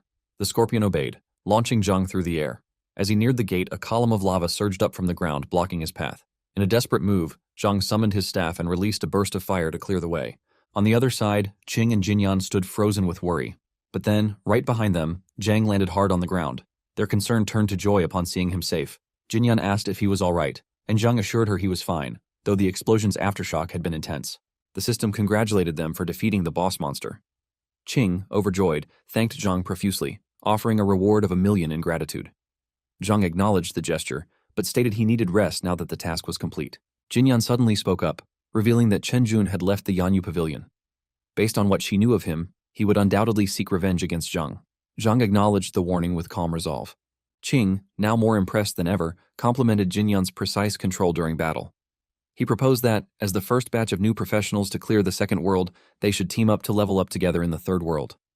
But Jinyan politely declined.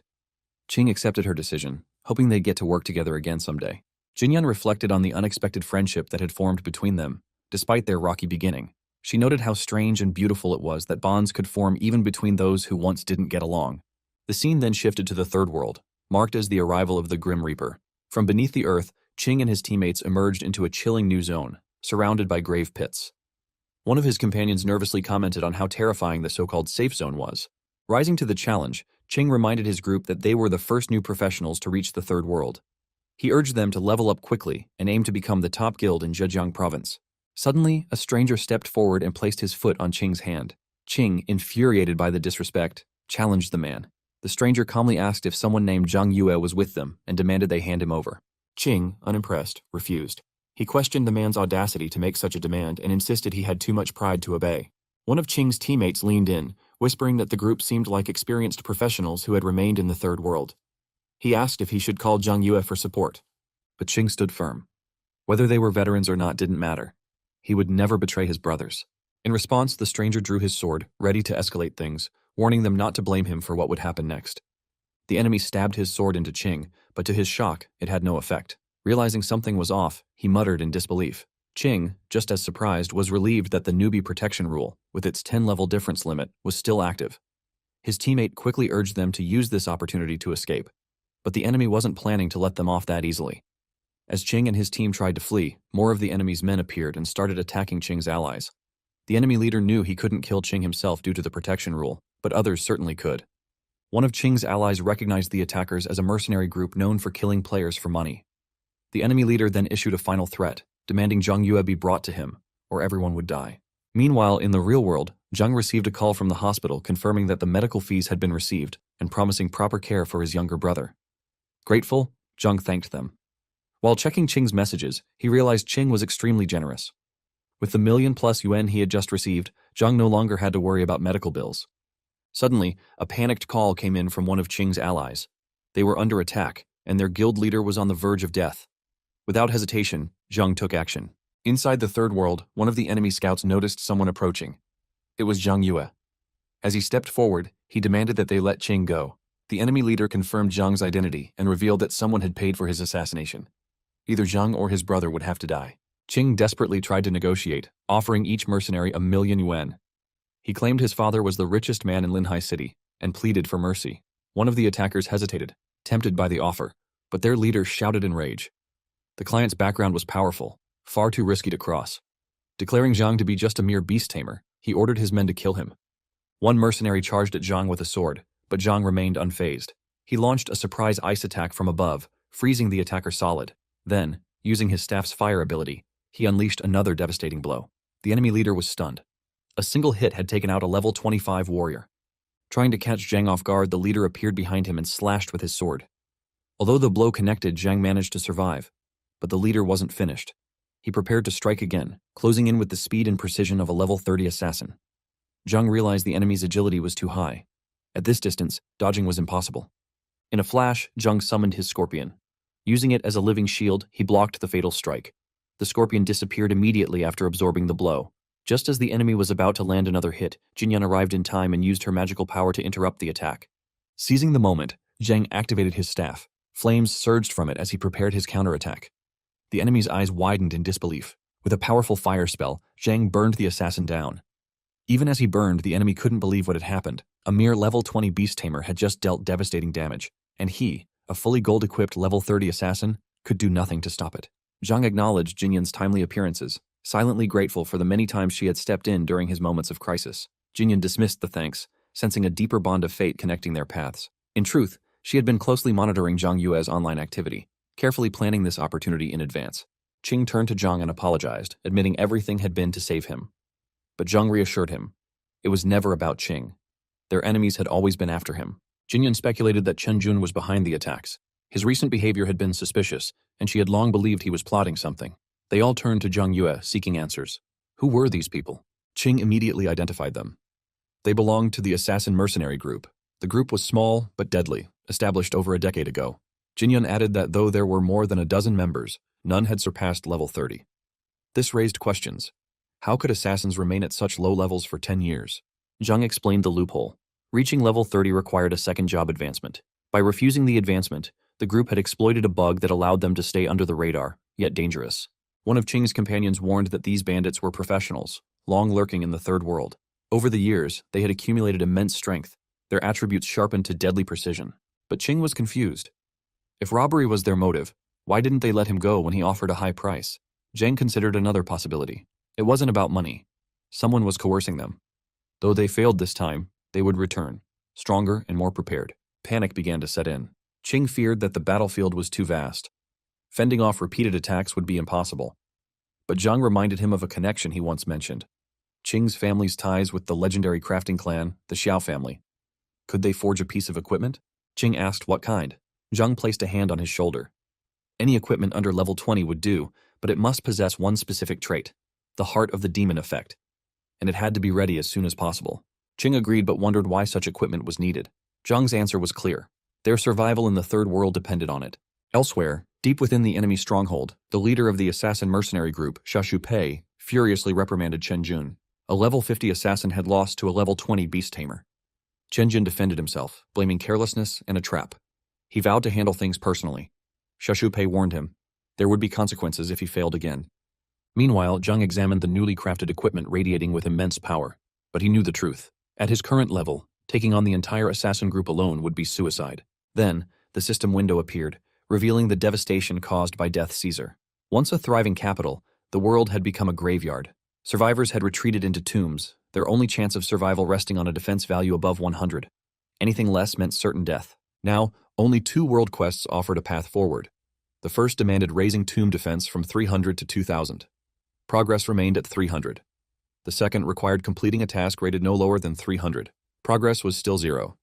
Completing both would unlock the third world's boss challenge. Defeating the boss would grant access to the fourth world and possibly a chance to rebuild. Zhang reflected on Death Caesar's relentless routine. Every night at 12 o'clock, the third world came under attack for 10 minutes. If a professional failed to return to their tomb, or if their tomb's defense dropped to 0, death was instant. Even the assassins retreated during these moments. This was the only chance to act. He just needed to wait for Qing. Soon, a message arrived. Qing had secured the equipment. He arrived in person, handing it over. Zhang hadn't expected it so quickly, but Qing explained that his father was close friends with the head of the Zhao family, and Zhang's request had truly been worthy of the legendary craftsman. The result had been forged in record time. The system revealed the weapon's properties. A staff forged from the essence of a demon, tempered in black water. Qing asked if it was time to fight. Some guild members had seen the assassins gathering outside their supreme guild's safe zone, but Zhang had other plans. Suddenly, a system alert appeared. The Holy Light tomb was about to come under attack. Death Caesar would arrive in 5 minutes. All professionals were ordered to retreat. Qing urgently called his companions to return to their tombs. Death was almost here. At the same time, Chen Jun arrived with his assassins. Their dark presence spread fear, but Zhang remained calm. This was a safe zone. They wouldn't attack here. Chen Jun, filled with rage, threatened Zhang. Once he stepped outside, there would be no mercy. Zhang walked far from the crowd and told Qing to hurry into the tomb. Qing hesitated. Death was coming. If Zhang left now, it would be suicide. But Zhang instructed him not to leave the Holy Light tomb until his return. If necessary, he was to retreat to the second world and grow stronger. Qing asked about his plan. Zhang didn't answer. Before him, a glowing blue portal opened. From its depths, a monstrous red creature emerged, fierce, dangerous, and unlike anything they had seen before. As Zhang stood watchfully, his eyes caught sight of a terrified man trembling nearby. Zhang immediately understood. He had found something. The frightened man shouted in panic, warning that Death Caesar was returning once again to desecrate the Holy Light Cemetery. Zhang approached and asked if he needed help. The man pointed toward a horde of monsters and, recognizing Zhang as an adventurer, pleaded for aid. He requested Zhang to head to the City of Death, located east of the Holy Light Cemetery, and eliminate the skeleton army stationed there. A sudden system window popped up, displaying a cryptic message. "I don't know when Forkel's under the commons of Darren." The man continued with urgency. As long as the skeleton army was destroyed, the power of Death Caesar, the ruler of death, would surely weaken. Zhang affirmed the mission. They couldn't allow someone like Caesar to oppress them any longer. The man gave Zhang a thumbs up, wishing him success, and awaiting his return with good news. A system window displayed the mission's progress, description, and rewards. Zhang analyzed the mission. Though it was categorized as a normal task, its difficulty exceeded even king-level bounty missions from the Second World's undead catastrophe. During Death Caesar's invasion, leaving the cemetery often meant certain death. Suddenly, Death Caesar launched an attack on Zhang's position. A system notification appeared. Your grave has been attacked by Death Caesar, losing 91 defense points. The cemetery's remaining defense value, 121 points. Zhang felt a surge of relief. He had asked Qing to enhance his staff earlier. The heart of the demon enchantment was proving perfect for resisting Kaisar's deadly power. Death Kaisar's signature skill was instant death. No matter one's health, anyone within his attack range would perish. But the heart of the demon's enhancement granted immunity to such fatal abilities. Zhang recalled discovering this vital secret in his previous life while exploring the fourth world. Back then, such equipment could only be crafted by a master artisan in the third world. Fortunately, due to Liu Yao's connection with a legendary craftsman, Zhang had received better gear this time, and in much less time. He reassured himself. He'd return soon. Meanwhile, Qing trembled with fear. Death Kaisar's overwhelming strength had left him terrified. One of his companions reminded him that this was only the beginning. If they couldn't venture out to level up, and the cemetery's defense points dropped to 0, they would all be doomed. At that moment, Chen appeared, taunting Qing. He mocked him for remaining in the safe zone, asking if he was too scared to leave and risk never returning to the third world. One of Chen's men encouraged seizing this opportunity to level up. But Chen turned to his men with a cold order. His true mission was to capture Zhang Yue. He warned that he would protect Qing, but if anyone dared to touch a single hair on Qiji's head, he wouldn't let them live. Chen issued another chilling warning. Whether Qing's daughter survived depended on his behavior. He advised Qing to hand over Zhang Yue. Otherwise, even if they didn't kill him, he wouldn't live through the night. With those parting words, Chen departed. Fuming with anger, Qing muttered that Chen looked down on others simply because of his high rank. Just then, Jinyan arrived in a hurry, asking Qing where Zhang Yue was. She had something important to tell him. Qing responded bitterly, saying Zhang had taken the equipment given by their boss and fled. Jinyan couldn't believe it. One of Qing's subordinates spoke up, saying they had suspected Zhang only wanted the equipment to escape the assassin group. Another voiced resentment. Zhang had left them behind to face death alone in the Holy Light Cemetery. Qing scolded them for speaking nonsense. Zhang wasn't that kind of person. Even so, another subordinate questioned how Qing could still trust him. Suddenly, Qing received a message from Zhang. Zhang was asking him for a favor. Qing's face lit up with joy. He turned to the others, proudly showing them the message. Zhang hadn't abandoned him. He needed his help. He was right about him all along. Jinyan clenched her fists in frustration. Zhang Yue was such a fool for reaching out to Qing. She believed she could offer him far more help. She couldn't let him continue thinking Qing was the better choice. He had to see she was stronger. Qing then relayed vital information to Zhang. Chen Jun had entered the third world with around 10 high-level assassin mercenaries as personal guards. Additionally, Chen was using the daughter of a high-ranking official as a hostage to force the mercenaries into obedience. Zhang understood the situation. Qing then asked Zhang for his location. If Zhang truly trusted him, he should tell him. Zhang stated that he was currently in the City of Death. Meanwhile, Jinyan also ventured into the City of Death. She assessed the environment. Based on the data, most monsters here ranged from level 25 to 28. At their current level, it would be extremely difficult to handle them. Suddenly, a hand burst out from beneath the ground. It was a skeleton warrior. It groaned, claiming it had been scared to death. Without warning, it launched an ice cone technique toward Jinyan. But just before the strike landed, Zhang appeared, grabbing her in time. With his newly enhanced equipment, he swung his bar against the skeleton warrior, delivering a powerful counterattack. Jinyan blushed inwardly, her heart fluttering. He had returned to save her again. He truly cared for her. A system window identified the creature. It was a level 25 monster with skills like Heavy Slash and Charge, a human who died at the hands of Death Kaisar. After its flesh and blood were corroded, it transformed into a skeleton and now sleeps underground. When disturbed, it rises again. Chen Jun's companion questioned why their boss was personally escorting Chen Jun for an upgrade when their mission was simply to kill Zhang Yue. But Chen Jun responded without hesitation, stating that whether it was killing or upgrading, they only followed the sponsor's orders. As long as the sponsor paid, they would obey. And once Zhang Yue dared to appear, Chen Jun swore to take revenge and ensure Zhang Yue had no place left to be buried. At that moment, Chen Jun noticed someone hiding and eavesdropping nearby. Spotting the intruder, he called him out with fury. But before he could act, the person dashed away. Watching him flee, Chen Jun cursed him as a coward and declared that such a worthless man deserved to die without even a tomb. Meanwhile, the fleeing man reached Qing and reported back. Qing asked if he'd been recognized, to which the man confirmed he hadn't. He shared that the group had been cursing Zhang Yue, wishing for his death inside the graveyard. Qing shook his hand and assured him that the money would soon be transferred to his account. He reminded him that no one should mention anything about this. The man thanked him and left. Another subordinate questioned Qing's decision to help Zhang Yue create an illusion of still being in the graveyard. He argued that informing the assassin group might lift the siege on the Supreme Guild, but Qing replied that Zhang Yue had asked them to wait in the safe zone. Still, the subordinate doubted Zhang Yue's ability, pointing out that he was alone and no match for the many high-level professionals in the assassin mercenary group. But Qing stood firm, trusting his judgment and believing that Zhang Yue was worth it. Elsewhere, Jinyan expressed her gratitude to Zhang Yue and asked if he had leveled up again. Zhang replied that he had, but only by 1 level. which felt too slow. Jinyan found this surprising since she had only been gone for a day or two. At the same time, Qing reflected on the dire situation. The grave defense could withstand only 3 more attacks from Death God Kaisar. That meant within 2 nights, everyone in the Sacred Light graveyard would either be killed by the Assassin Guild or by Kaisar. Zhang then asked Jinyan if she had healing potions. She confirmed and asked how many he needed. He responded that time was short and he needed as many as possible, offering to pay 120% of the market price. Jinyan took the potions from her backpack and handed them over, then asked if he planned to quickly level up and counterattack the assassin mercenary group. Zhang confirmed it. He needed to grow strong enough to surpass them within 3 days. Jinyan warned that survival in another world had its limits, and asked if he had confidence with such little time. Zhang simply stated that he had to do it. Jinyan then offered to help him. Zhang warned her that the upcoming monsters were high-level and very dangerous. But Jinyan assured him she had received a new equipment set from her sister, significantly boosting her attack and defense. Zhang, surprised by the 400,000 value, noted the extravagant nature of the gear. He agreed and said they should reassess their combat strategy. With her 400,000 worth support, Zhang knew his efficiency would improve, but he needed to ensure her safety first. Jinyan agreed. Soon, the system informed them about a new mission involving a battle against Death God Kaisar. Zhang assessed the situation. Given the pace, upgrading both gear and levels within 3 days would be difficult.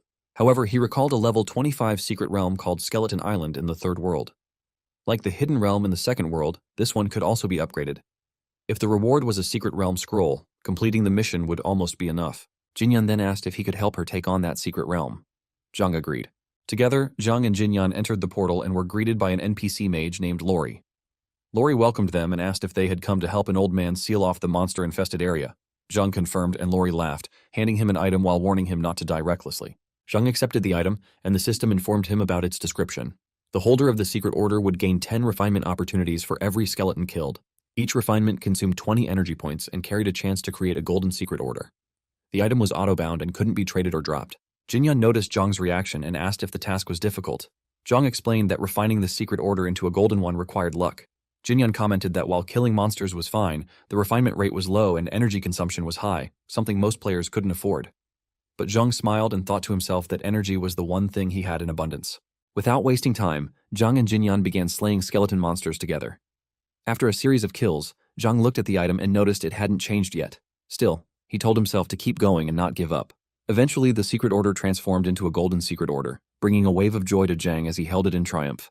Zhang revealed that the chances of refining the golden secret order were less than 1 in 10,000, yet they had managed to succeed. Jinyan pointed out that Zhang's abundant energy reserves had made this possible, allowing repeated attempts until it worked.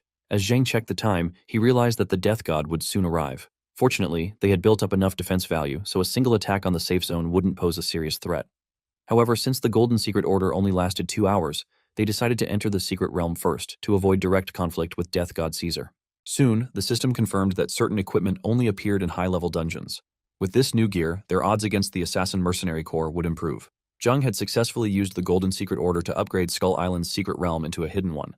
As a reward, he received 5 coins, a self-select Necromancer equipment box, and unlocked a mission. The objectives were to kill 40 skeleton warriors and defeat the realm's guardian, Skeleton General Hera. Jinyan, confused by the sudden development, asked what was happening. Zhang, sensing danger, warned her to be ready. Right then, Skeleton General Hera appeared, a powerful level 26 enemy. Hera summoned his undead army, commanding them to obey and destroy the intruders. Instantly, the skeleton soldiers charged at Zhang and Jinyan. Observing the situation, Zhang realized they were up against a Lord-level skeleton general. It would be difficult to win directly, so he suggested luring the skeleton warrior squad away and eliminating them one at a time. The two began running as the soldiers pursued them. While fleeing, Jinyan asked how much longer they needed to run. Zhang then inquired about how many enemies she could control at full power. She admitted she had never tested her limits before. Zhang gathered energy in his staff, planning to distract the enemies. He instructed Jinyan to find a hidden spot and control as many skeletons as she could, which would help him take them down faster. Zhang launched a fireball at the soldiers, but it had no effect. He called out to Jinyan to get ready. Responding immediately, she used her magical powers to restrain the enemies, though it was clear she couldn't hold them for long. Taking advantage of the moment, Zhang unleashed both fire and ice abilities at once, wiping out the restrained soldiers. Watching this, General Hera became furious. He vowed to use their blood as punishment for his fallen soldiers. Zhang analyzed Hera's stats and realized they were incredibly strong. With his skills still on cooldown, any direct hit could ruin their entire run. Meanwhile, Jinyan felt drained. The multi-control spell had consumed too much of her energy. As General Hera attacked Zhang with his spear, Jinyan supported him using her magic. Zhang narrowly dodged the spear and activated his staff. At close range, he declared Hera's spear nearly useless. Both Zhang and Jinyan launched a combined attack. Their powers struck Hera directly, knocking him to the ground. Exhausted, Zhang admitted he had used too much energy earlier but had tried his best not to kill the enemy. Jinyan reassured him, saying he had done well. Zhang then asked her for a favor. Before she could respond, General Hera began to rise again. Outside the portal, a man informed Boss Chen that his resurrection scroll was still on cooldown. He asked why Boss Chen insisted on waiting outside. Boss Chen explained that the secret realm had been activated and new rules now blocked outsiders from entering. He was determined to find out who had dared to steal the first clear rewards. Chen's bodyguard tried to say something, but Boss Chen silenced him, frustrated by the group's inaction. Just then, Jinyan emerged from the portal. The system congratulated her for clearing the secret realm. Boss Chen was shocked to see her and asked if she had activated the hidden secret realm of Skull Island. Jinyan confirmed it. Boss Chen questioned why she had closed the entrance, arguing that they could have helped her. Jinyan confidently replied that she didn't need help. Since it was her secret realm, she wanted to claim the rewards herself. She told them to step aside as she was leaving. Boss Chen, surprisingly calm, agreed as long as she was satisfied.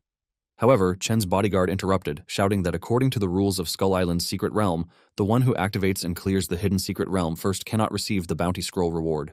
He implied that Jinyan hadn't entered the realm alone. Chen Jun's bodyguard questioned Jinyan, demanding to know where her partner was. Calmly, Jinyan clarified that she and her best friend had teamed up. Her friend opened the secret realm, and she achieved the first clear. She challenged them, asking if that was a problem. When the bodyguard pressed further, asking about her friend's whereabouts, Jinyan informed them that her friend was gone. She then turned to Chen Jun, irritated that his men were treating her like a criminal. Chen tried to ease the tension. He explained that the man was just a bodyguard he had hired who didn't know any better, and offered to make it up to her with a meal. But Jinyan, unwilling to entertain him further, walked off and told him to stop following her. As she left, Chen turned to his subordinate. He reminded him of the order to keep an eye on Zhang Yue. His brothers had spotted Zhang trying to leave the safe zone, but thanks to their guards, Zhang had retreated. With tonight marking the third night, Chen was confident. At midnight, when the Reaper's strike activated, the cemetery's defense value would drop to 0. According to him, Zhang and the boy named Liu were as good as dead. Meanwhile, Jinyan ran through the city calling out for Zhang. He emerged from hiding and assured her he was nearby. Jinyan admitted she had feared Chen Jun's men might spot him. She questioned if Zhang had known Chen would be outside when he told her to leave earlier. Zhang explained that Chen had likely hired a large number of assassins, possibly the strongest ones available in the Third World. Once the system announced the first clear for the secret realm, Chen would definitely appear to reclaim the reward if possible. That was why Zhang had asked Jinyan to deliver the final blow, to hide his identity. Jinyan realized it was all part of Zhang's plan to stay hidden. He apologized, explaining that revealing himself would cause unnecessary trouble and that he now owed her one. But Jinyan didn't mind. She was just glad she could help. They decided to rest and check the rewards. Among the loot, Zhang found a super magic shield along with a Death Knight set selection box. He considered it a solid gain, a life-saving skill, and valuable gear. Zhang laid out their next move. If they could avoid Chen Jun's men and return to the Holy Light Cemetery to turn in the quest, they could reach level 25, resolving their current dilemma. Jinyan, however, expressed concern. The enemy was already at level 30. Was level 25 really enough? She offered to use her sister's connections if needed. But Zhang placed a reassuring hand on her head, confident they could handle it. Blushing slightly, Jinyan remembered something. She showed Zhang a bounty scroll she had received after the first clear and asked if they should open it. She explained that tasks in the other world were usually divided into 3 categories: regular, hidden, and bounty quests. Hidden quests were rare and valuable, while bounty quests offered uncertain rewards but usually involved money. Given their recent heavy potion usage, earning money for supplies seemed wise. Suddenly, a small explosion echoed nearby. The system activated, announcing that a bounty quest had been refreshed. A level 28 3-star boss, Golden Skeleton King, had appeared in their current map, the City of the Dead. It also congratulated them for triggering a hidden opportunity and offered to upgrade their completed quest, Fight Against the Reaper, into a rare hidden quest titled Hunt the Skeleton King. Jinyan asked what the system meant by upgrading the quest. Zheng clarified that upgrading meant forfeiting the original quest rewards. If they failed the new quest, they would lose everything. He thought about it carefully. Normally he would upgrade without hesitation, but if Chen Jun appeared, all their progress might be wasted. But Jinyan encouraged him. Hidden quests were rare, and they needed to act fast before Chen's team reacted. With a smile, Zhang pressed the system button. The system congratulated him for upgrading the quest. Rewards had now been enhanced. Seeing the new rewards, double experience, a full equipment set, skill books, and pet eggs, Jinyan was thrilled. It was definitely better than the previous task. But Zhang remained realistic. Just the two of them finishing off the boss within an hour would be difficult. At that moment, they heard footsteps behind them. Quickly, Zhang pulled Jinyan behind a large rock to hide. Chen and his men had arrived and were surprised to find the boss standing before them. The level 28 3-star monster shocked them. One of them joked that a single kick from it could send them to their great-grandmother. Chen ordered his team to weaken the boss, saving the final blow for himself. One of his men accepted the command and coordinated the group. Tanks were instructed to draw aggro, healers to manage buffs and healing, while the assassins and the commander focused on damage. With a shout, he charged at the monster and launched a sword attack. The skeleton retaliated, but the man dodged and called out for debuffs, which the healer quickly applied. From their hiding spot, Jinyan whispered to Zhang, asking if he planned to let Chen's group wear down the boss first. Zhang confirmed the plan, referring to an old saying, "The mantis stalks the cicada, unaware of the oriole behind." At the same time, Chen unleashed an attack from behind, directly hitting the boss, reducing its health. Watching this, Jinyan observed how, as expected of elite-level assassins, they inflicted immense damage with just a few members. Zhang noted their excellent coordination, with clear roles in frontline, output, and healing.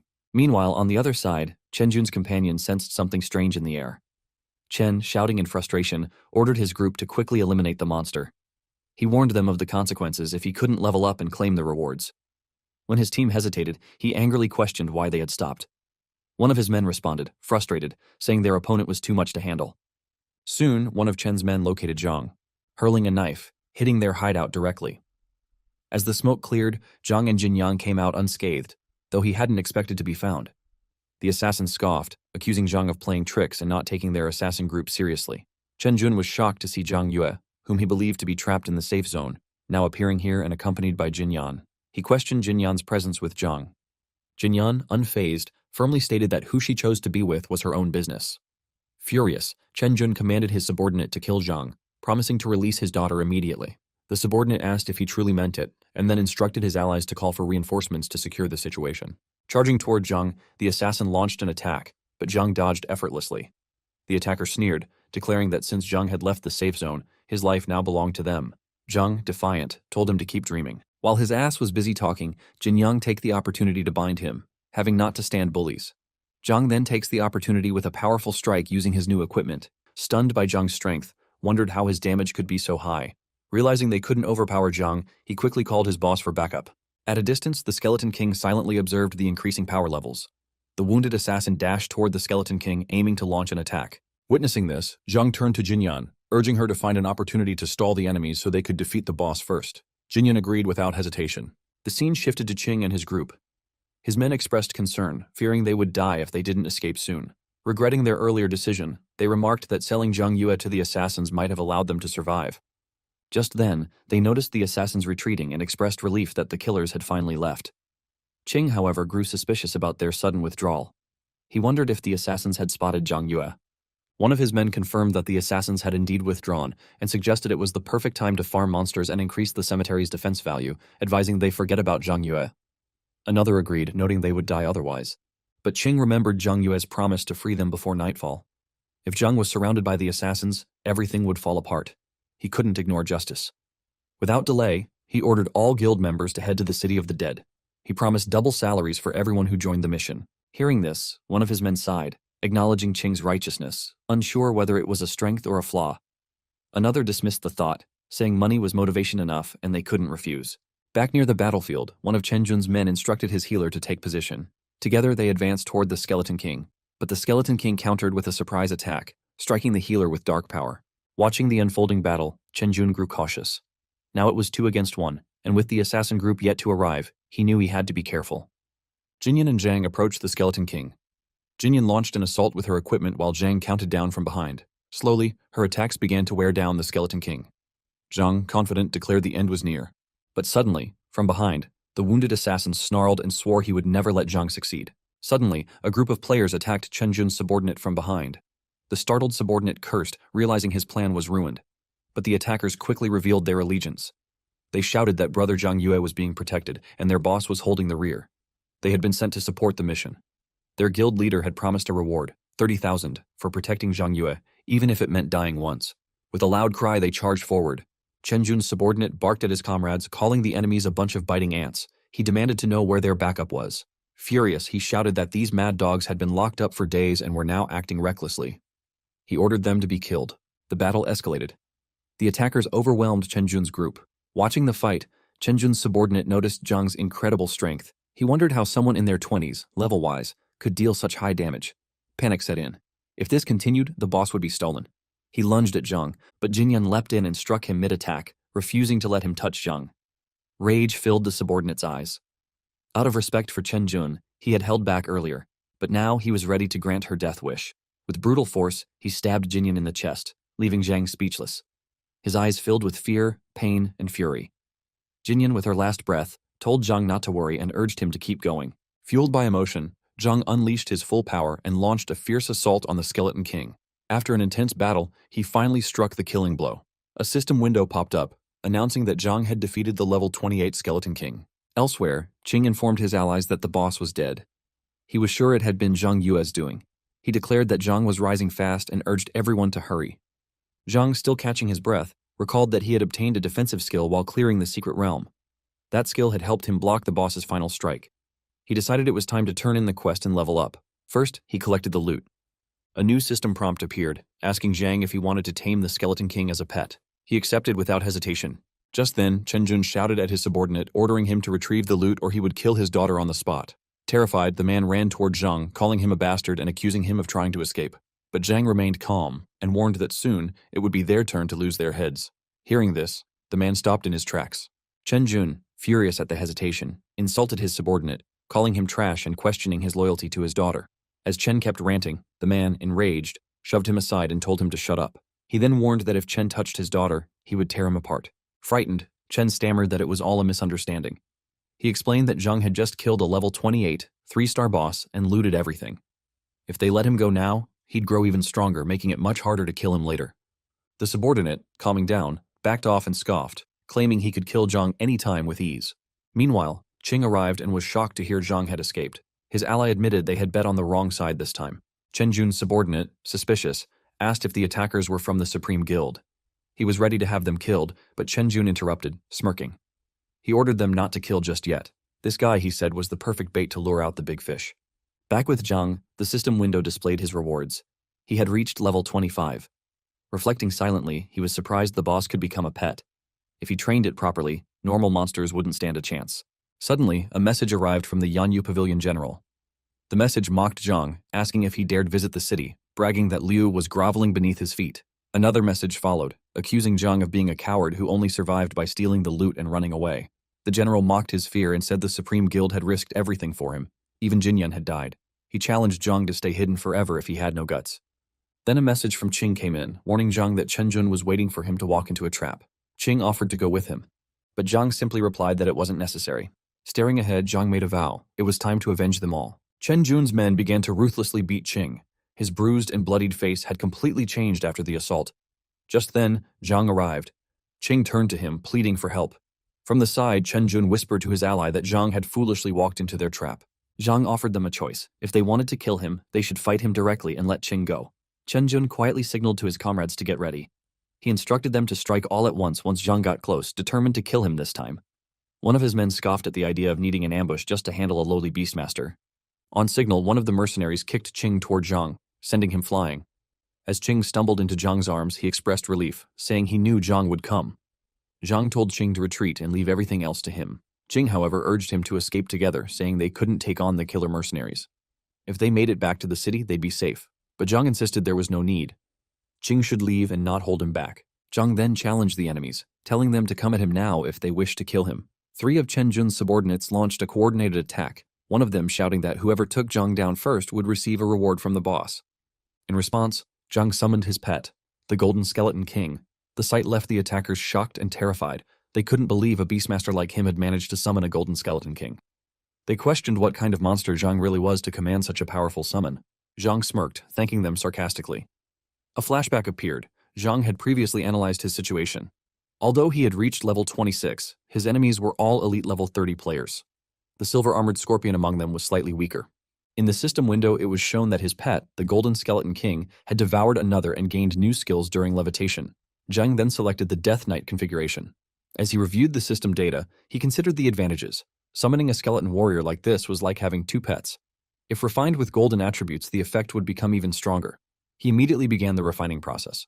Upon opening a treasure chest, he obtained a full set of powerful items.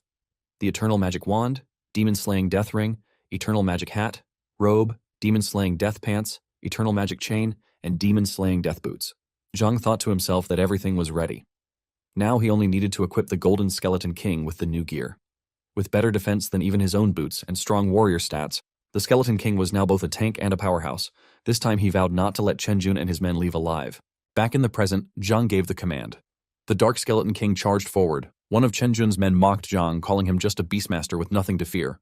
But as multiple enemies attacked, Zhang skillfully dodged their blows and countered with overwhelming force, putting them in a dire state. Witnessing Zhang's raw power, one of the enemies exclaimed in disbelief. Finally realizing how strong Zhang truly was, Chenjun shouted at his men to move, reminding one of them that his daughter's life was still on the line. The man affirmed he knew what to do. In his mind, he burned with hatred because of Chen. He had lost so many brothers. Once he saved his daughter, he vowed to slice Chen into 1,000 pieces. Then, seizing an opportunity, he struck from behind, believing that once Zhang fell, the pet would become useless. But Zhang turned to him, revealing that he was fully prepared. He told him to look behind. Turning back, the attacker's eyes widened. Another skeleton appeared, another pet. He was stunned, questioning how it was even possible. The skeleton blow connected Chenjun's main subordinate. At the same time, Zhang channeled more power, making his Golden Skeleton King even stronger. Chenjun's main subordinate dodged the attack by quickly leaping to the side. Staggered by the attack, Chenjun's main man muttered in disbelief. The level of damage was impossible for a typical level 20 player. He questioned whether it was due to top-tier equipment or some rare item. Other mercenaries rushed to strike the Skeleton King, but soon realized its resilience. One of them reported to Chenjun's lead man that their level 30 golden gear couldn't even pierce the pet's defenses. They decided that since it was a Beastmaster's summon, the best strategy was to take out the master instead. He ordered 2 high-agility fighters to restrain the Skeleton King while the others focused their assault on Zhang Yue. He believed that if Zhang made even a single mistake, their level 30 power would overwhelm him. One attacker charged Zhang head-on, but Zhang easily dodged and countered. 2 more came from either side, but Zhang skillfully handled them too. At that moment, Xiao Yao arrived with his team. He introduced himself and said that the guild leader had sent him to protect Zhang. Zhang thanked him and advised not to force any fight if danger arose. Xiao Yao relayed the message to his fighters, telling them to unite all forces, heal when possible, and harass the enemy rather than engage head-on. His team acknowledged the command with determination. Watching them charge without hesitation, Chenjun's main man cursed them, calling them lunatics who didn't value their lives. War erupted between the two sides. Chenjun's lead fighter once again confronted Zhang. Zhang acknowledged the man's agility, befitting the leader of the killer mercenaries. But the man responded, stating that unless Zhang had the ability to paralyze enemies like that little girl, it would only be a matter of time before he was killed. Zhang challenged the claim and prepared for battle. But when the man noticed 2 of Zhang's skeleton pets behind him, fear overtook him. Just then, he received a message from his ally. The Su family's second lady had sent people to rescue her daughter Qiki, and she was now safe. Shocked by the news, the man ordered everyone to stop attacking. The entire battlefield froze in disbelief. Chenjun screamed at him, demanding he continue fighting and asking if he no longer wished to see his daughter. The man walked over and grabbed Chenjun by the neck. He declared that from the day Chenjun kidnapped his daughter, his fate had been sealed. Then he threw him to the ground. Chenjun begged for mercy, pleading with him to let him go, and promising to have the daughter released immediately. But the man coldly replied that his daughter was already safe at home. Without hesitation, he plunged his sword into Chenjun's chest and killed him. Zhang asked how he had managed to kill such a strong person so easily.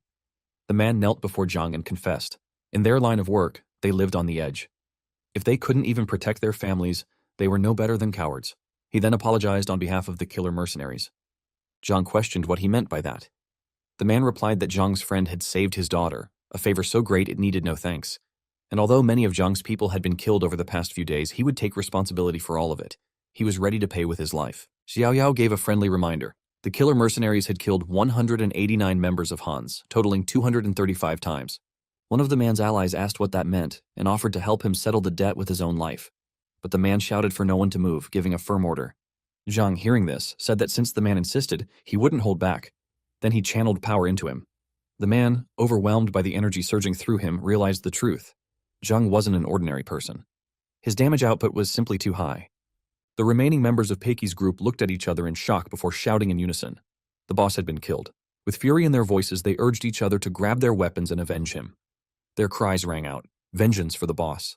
Just then, a message came from Peiki himself. Qiki had returned. Zhang Yue's people had helped him get her back. Peiki declared that he had made a promise, and a man must keep his word. From that moment on, anyone opposing Zhang Yue would be immediately expelled from the guild. Noticing Xiao Yao's nervousness, Zhang calmly reassured her. Soon, even the rest of Peiki's men bowed before Zhang and spoke humbly. They were willing to atone for the lives lost from the Supreme Guild. More voices joined, all asking that the blame not be placed solely on their boss. As citizens of the Dragon Nation, they were reminded that their sharpness should not be turned inward against their own people. Killing fellow countrymen was no sign of skill. True professionalism lay in protecting one's family and defending the nation. A message was sent for their boss. This debt must be repaid, but in a different way. Every economic and material loss the Supreme Guild had suffered over the past 2 days would be repaid double. Furthermore, Peiki's group would now be responsible for leading everyone in the Supreme Guild through the Third World. Peiki's men agreed without hesitation. Zhang turned and left. Watching him go, Xiao Yao finally understood why the boss valued him so highly. Excited chatter filled the air. One onlooker admired the skeletal beast following Zhang, wondering if it was his pet. Another recognized it instantly. The Skeleton King boss from the City of Death map. Now that terrifying figure had become Zhang's underling. The onlookers were in awe. Were Beastmasters truly this powerful? A system window appeared before Zhang's eyes, displaying information about the Dark Skeleton King. It was a rare grade pet, with evolution at 0 out of 10. Its physical attack was 640, with a growth rating of 14 stars. Physical and magic defense were at 555 and 533 respectively, both marked with 12 stars. Its HP and MP showed similarly high stats. The pet had divine special effects, increasing its MP by 20%. It also had powerful skills. One allowed it to rebuild its form as a dark skeleton. Another active skill, Mushroom Sword Array, summoned 10 giant swords from the sky to strike enemies. The attack dealt 120% of the skeleton's damage per second for 10 seconds, with a cooldown of 15 seconds. Zhang reviewed the stats and thought to himself. As expected from a boss monster, its growth stats were higher than those of regular professionals. However, it still lacked skills. Remembering the 2 skill books he had received as a quest reward, Zhang decided to teach them to the Skeleton King. Another system window popped up. One skill, Deadly Taunt, taunted up to 3 monsters within 30 yards, forcing them to attack the skeleton and reducing their damage output by 30% for 10 seconds. It couldn't force players to attack, but the damage reduction still applied. The second skill, Ultra Light Slash, executed a powerful, supersonic strike, dealing 279% physical damage. This damage ignored the target's physical defense. With these upgrades, Zhang empowered his Skeleton King even further. Not long after, Jinyan approached. Zhang asked why he was there. Jinyan questioned whether Zhang had killed Chen Jun. Zhang admitted he wanted to but never got the chance. Peiki had killed him. Jinyan was relieved. If Zhang had been responsible, the consequences would have been severe. Chen Tianyi, father of Chen Jun, was known for his fierce protectiveness. He would stop at nothing to avenge his son. Zhang looked at Jinyan, remembering how he had once risked his life to help him. And now, he had come all this way just to deliver this warning. Zhang acknowledged his loyalty. Jinyan confirmed it. He had lost a resurrection and even dropped a level for Zhang's sake. He demanded to know how Zhang would make it up to him. Zhang offered a solution. Jinyan should go home and rest. Tomorrow night, Zhang would personally take him through the Third World. Jinyan agreed to the deal. Later, Zhang finally returned home. He felt relieved, knowing he could finally rest. But just as he settled down, he received a call from an unknown number. It was Peiki. Peiki expressed his gratitude once more. When Zhang asked how he got his number, Peiki admitted he had asked the second young lady of the Su family. He meant no harm, only wanted to say thank you. Chiki meant everything to him. For her sake, he had lost control and allowed others to manipulate him. But that time was over. He would start anew. After leading the Supreme Guild through the Third World, as Zhang had instructed, they would keep climbing and stop resorting to underhanded tricks. Zhang told him it was good he had made that decision. The next morning, a scene showed Zhang waking up from sleep. A knock at the door interrupted his rest. A delivery had arrived, though Zhang didn't remember ordering anything. Curious, he opened the letter attached to the package. It was an invitation to a professional tournament. Upon seeing the letter, Zhang's mind raced. Someone knew his real identity. He wondered if it could be another reincarnator like him, or something else entirely. Just then, a call interrupted his thoughts, bringing urgent news. Turning on the broadcast, Zhang saw the headline flash across the screen. The Youth Professional Glory Tournament was about to begin. But that wasn't all. A chilling report followed. The headquarters of the professional guild had become a scene of bloodshed. 42 professionals and a 9-year-old girl had been tragically killed. Zhang instantly realized it was Peiki and his team, and his daughter, Chiki. The entire killer guild had been wiped out. Even the children had not been spared. The brutality was inhuman. They were killed at 6 in the morning. Not long after Zhang had received that mysterious letter, he began to suspect a connection between the massacre and the message. One thing was clear, he couldn't stay where he was anymore. He decided to move. After switching 3 taxis, circling the city center multiple times and wandering through various neighborhoods, Zhang felt confident that if anyone had been following him, they had lost his trail by now. He arrived at a new rental location.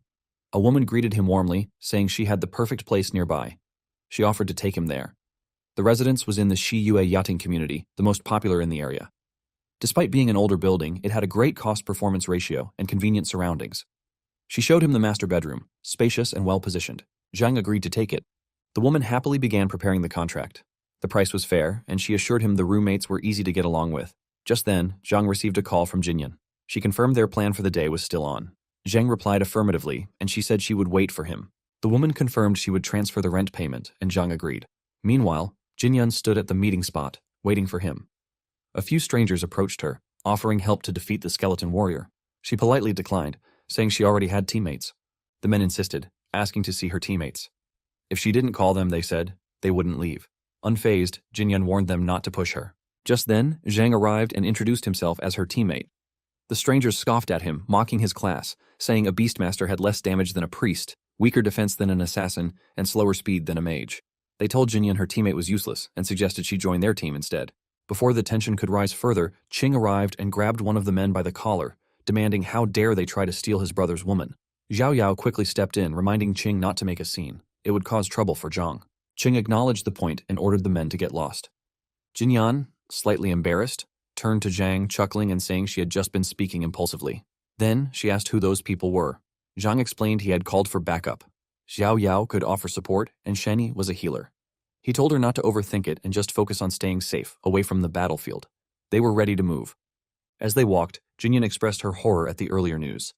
Chen Tiangi had been ruthless. He hadn't even spared a little girl. Anyone with sense could see it was likely Chen Tiangi, avenging his son. But with no solid evidence, even the police couldn't act. Zhang replied that it wasn't that simple. Surface appearances could be misleading. Jinyan voiced her concern. If it really was Chen Tiangi, then Zhang might be the next target. Chen knew Zhang had connections with his son, Chen Jun. Zhang remained calm. He assured her he could protect himself. Hearing this, Sheni, Qing, and Xiao Yao exchanged glances, questioning if their presence here was even necessary. The three of them felt like third wheels. Zhang then asked everyone if they were ready. They all affirmed. A system window popped up. Do they want to form a team to start the Third World Boss Challenge? Zhang selected yes and looked at his team. It was time to finish this quickly. Zhang and his teammates finally stepped into the Third World's Death, God Descends boss territory. Qing glanced around, unimpressed by the surroundings, wondering aloud why the boss area looked so ordinary. But the moment they looked ahead, their expressions changed. Towering before them stood the Third World boss, a massive and intimidating figure known as Kaiser. Qing immediately realized this was no ordinary opponent. Facing the Death God Kaiser wouldn't be easy. In response, Zhang activated his detect technique, scanning the boss's stats. He noted that while Kaiser was stronger than their previous boss, he now had 2 pets and a complete set of undead equipment. This had significantly increased his combat power, giving him the confidence to take on the fight. Suddenly, Kaiser let out a thunderous roar. From beneath the earth, hordes of monsters began to emerge. Without hesitation, Zhang summoned his Dark Skeleton King and Skeleton Warrior, commanding them to engage the enemy forces. His undead duo launched into battle, clashing against the waves of monsters. At the same time, Zhang unleashed his flaming missile skill, obliterating enemies with precise strikes. Watching this, the team's healer was stunned. He remembered how their group of 5 had previously struggled for a full minute just to defeat a single skeleton warrior. Yet Zhang had wiped out an entire group in mere moments, all by himself. Confident in his strength, Zhang told his teammates that he would handle the boss alone. The others were instructed to focus on the minions and keep themselves safe, especially Lilu Yao, who had no more revives left. She needed to stay back and avoid being instantly wiped out. Now, it was a battle between 2 kings, both boss-level entities, and only one would emerge victorious. Li Xiaoyao looked around and asked about the guildmaster. Qing, who had been hiding nearby, reassured him that he was fine and would take care of himself. He encouraged them to continue the fight. Zhang then issued commands to his undead army. The Dark Skeleton King was ordered to use Deadly Taunt to draw Kaiser's attention, while the Skeleton Warrior was tasked with clearing out the surrounding enemies. The skeleton duo charged forward, engaging Kaiser in close combat. The healer watched in disbelief as even a level 33-star boss couldn't inflict damage on the Skeleton King. Its defense was extraordinary. Seizing the opportunity, Zhang combined lightning, fire, and ice attacks into a single devastating strike, landing a critical hit on Kaiser. Meanwhile, Li Xiaoyao reminded the healer to stay focused. With perfect coordination between Zhang and his undead allies, Kaiser was finally defeated. The system announced their victory. Congratulations on defeating the level 30-star boss, Death God Kaiser. All players present were acknowledged by the system for their achievement. After the battle, Qing praised Zhang's performance, amazed at how quickly he had taken down the boss. He believed their team might be among the first to clear the third world boss. Zhang asked about their next plans and suggested that they shouldn't rush into the fourth world. Although he had helped defeat the boss, the team's current strength was still too weak to handle the regular monsters in the third world. He advised them to focus on leveling up first. Jinyan agreed, deciding to remain in the third world for a few more days to grow stronger. Qing also agreed wholeheartedly, expressing complete trust in Zhang's guidance. With the team's path decided, Zhang returned to his room through a portal. He planned to take a short break before setting out to conquer the fourth world the next day. However, just as he settled onto his bed, he suddenly jolted in surprise. A beautiful woman was sleeping in his bed. An unexpected and mysterious presence that left him momentarily speechless.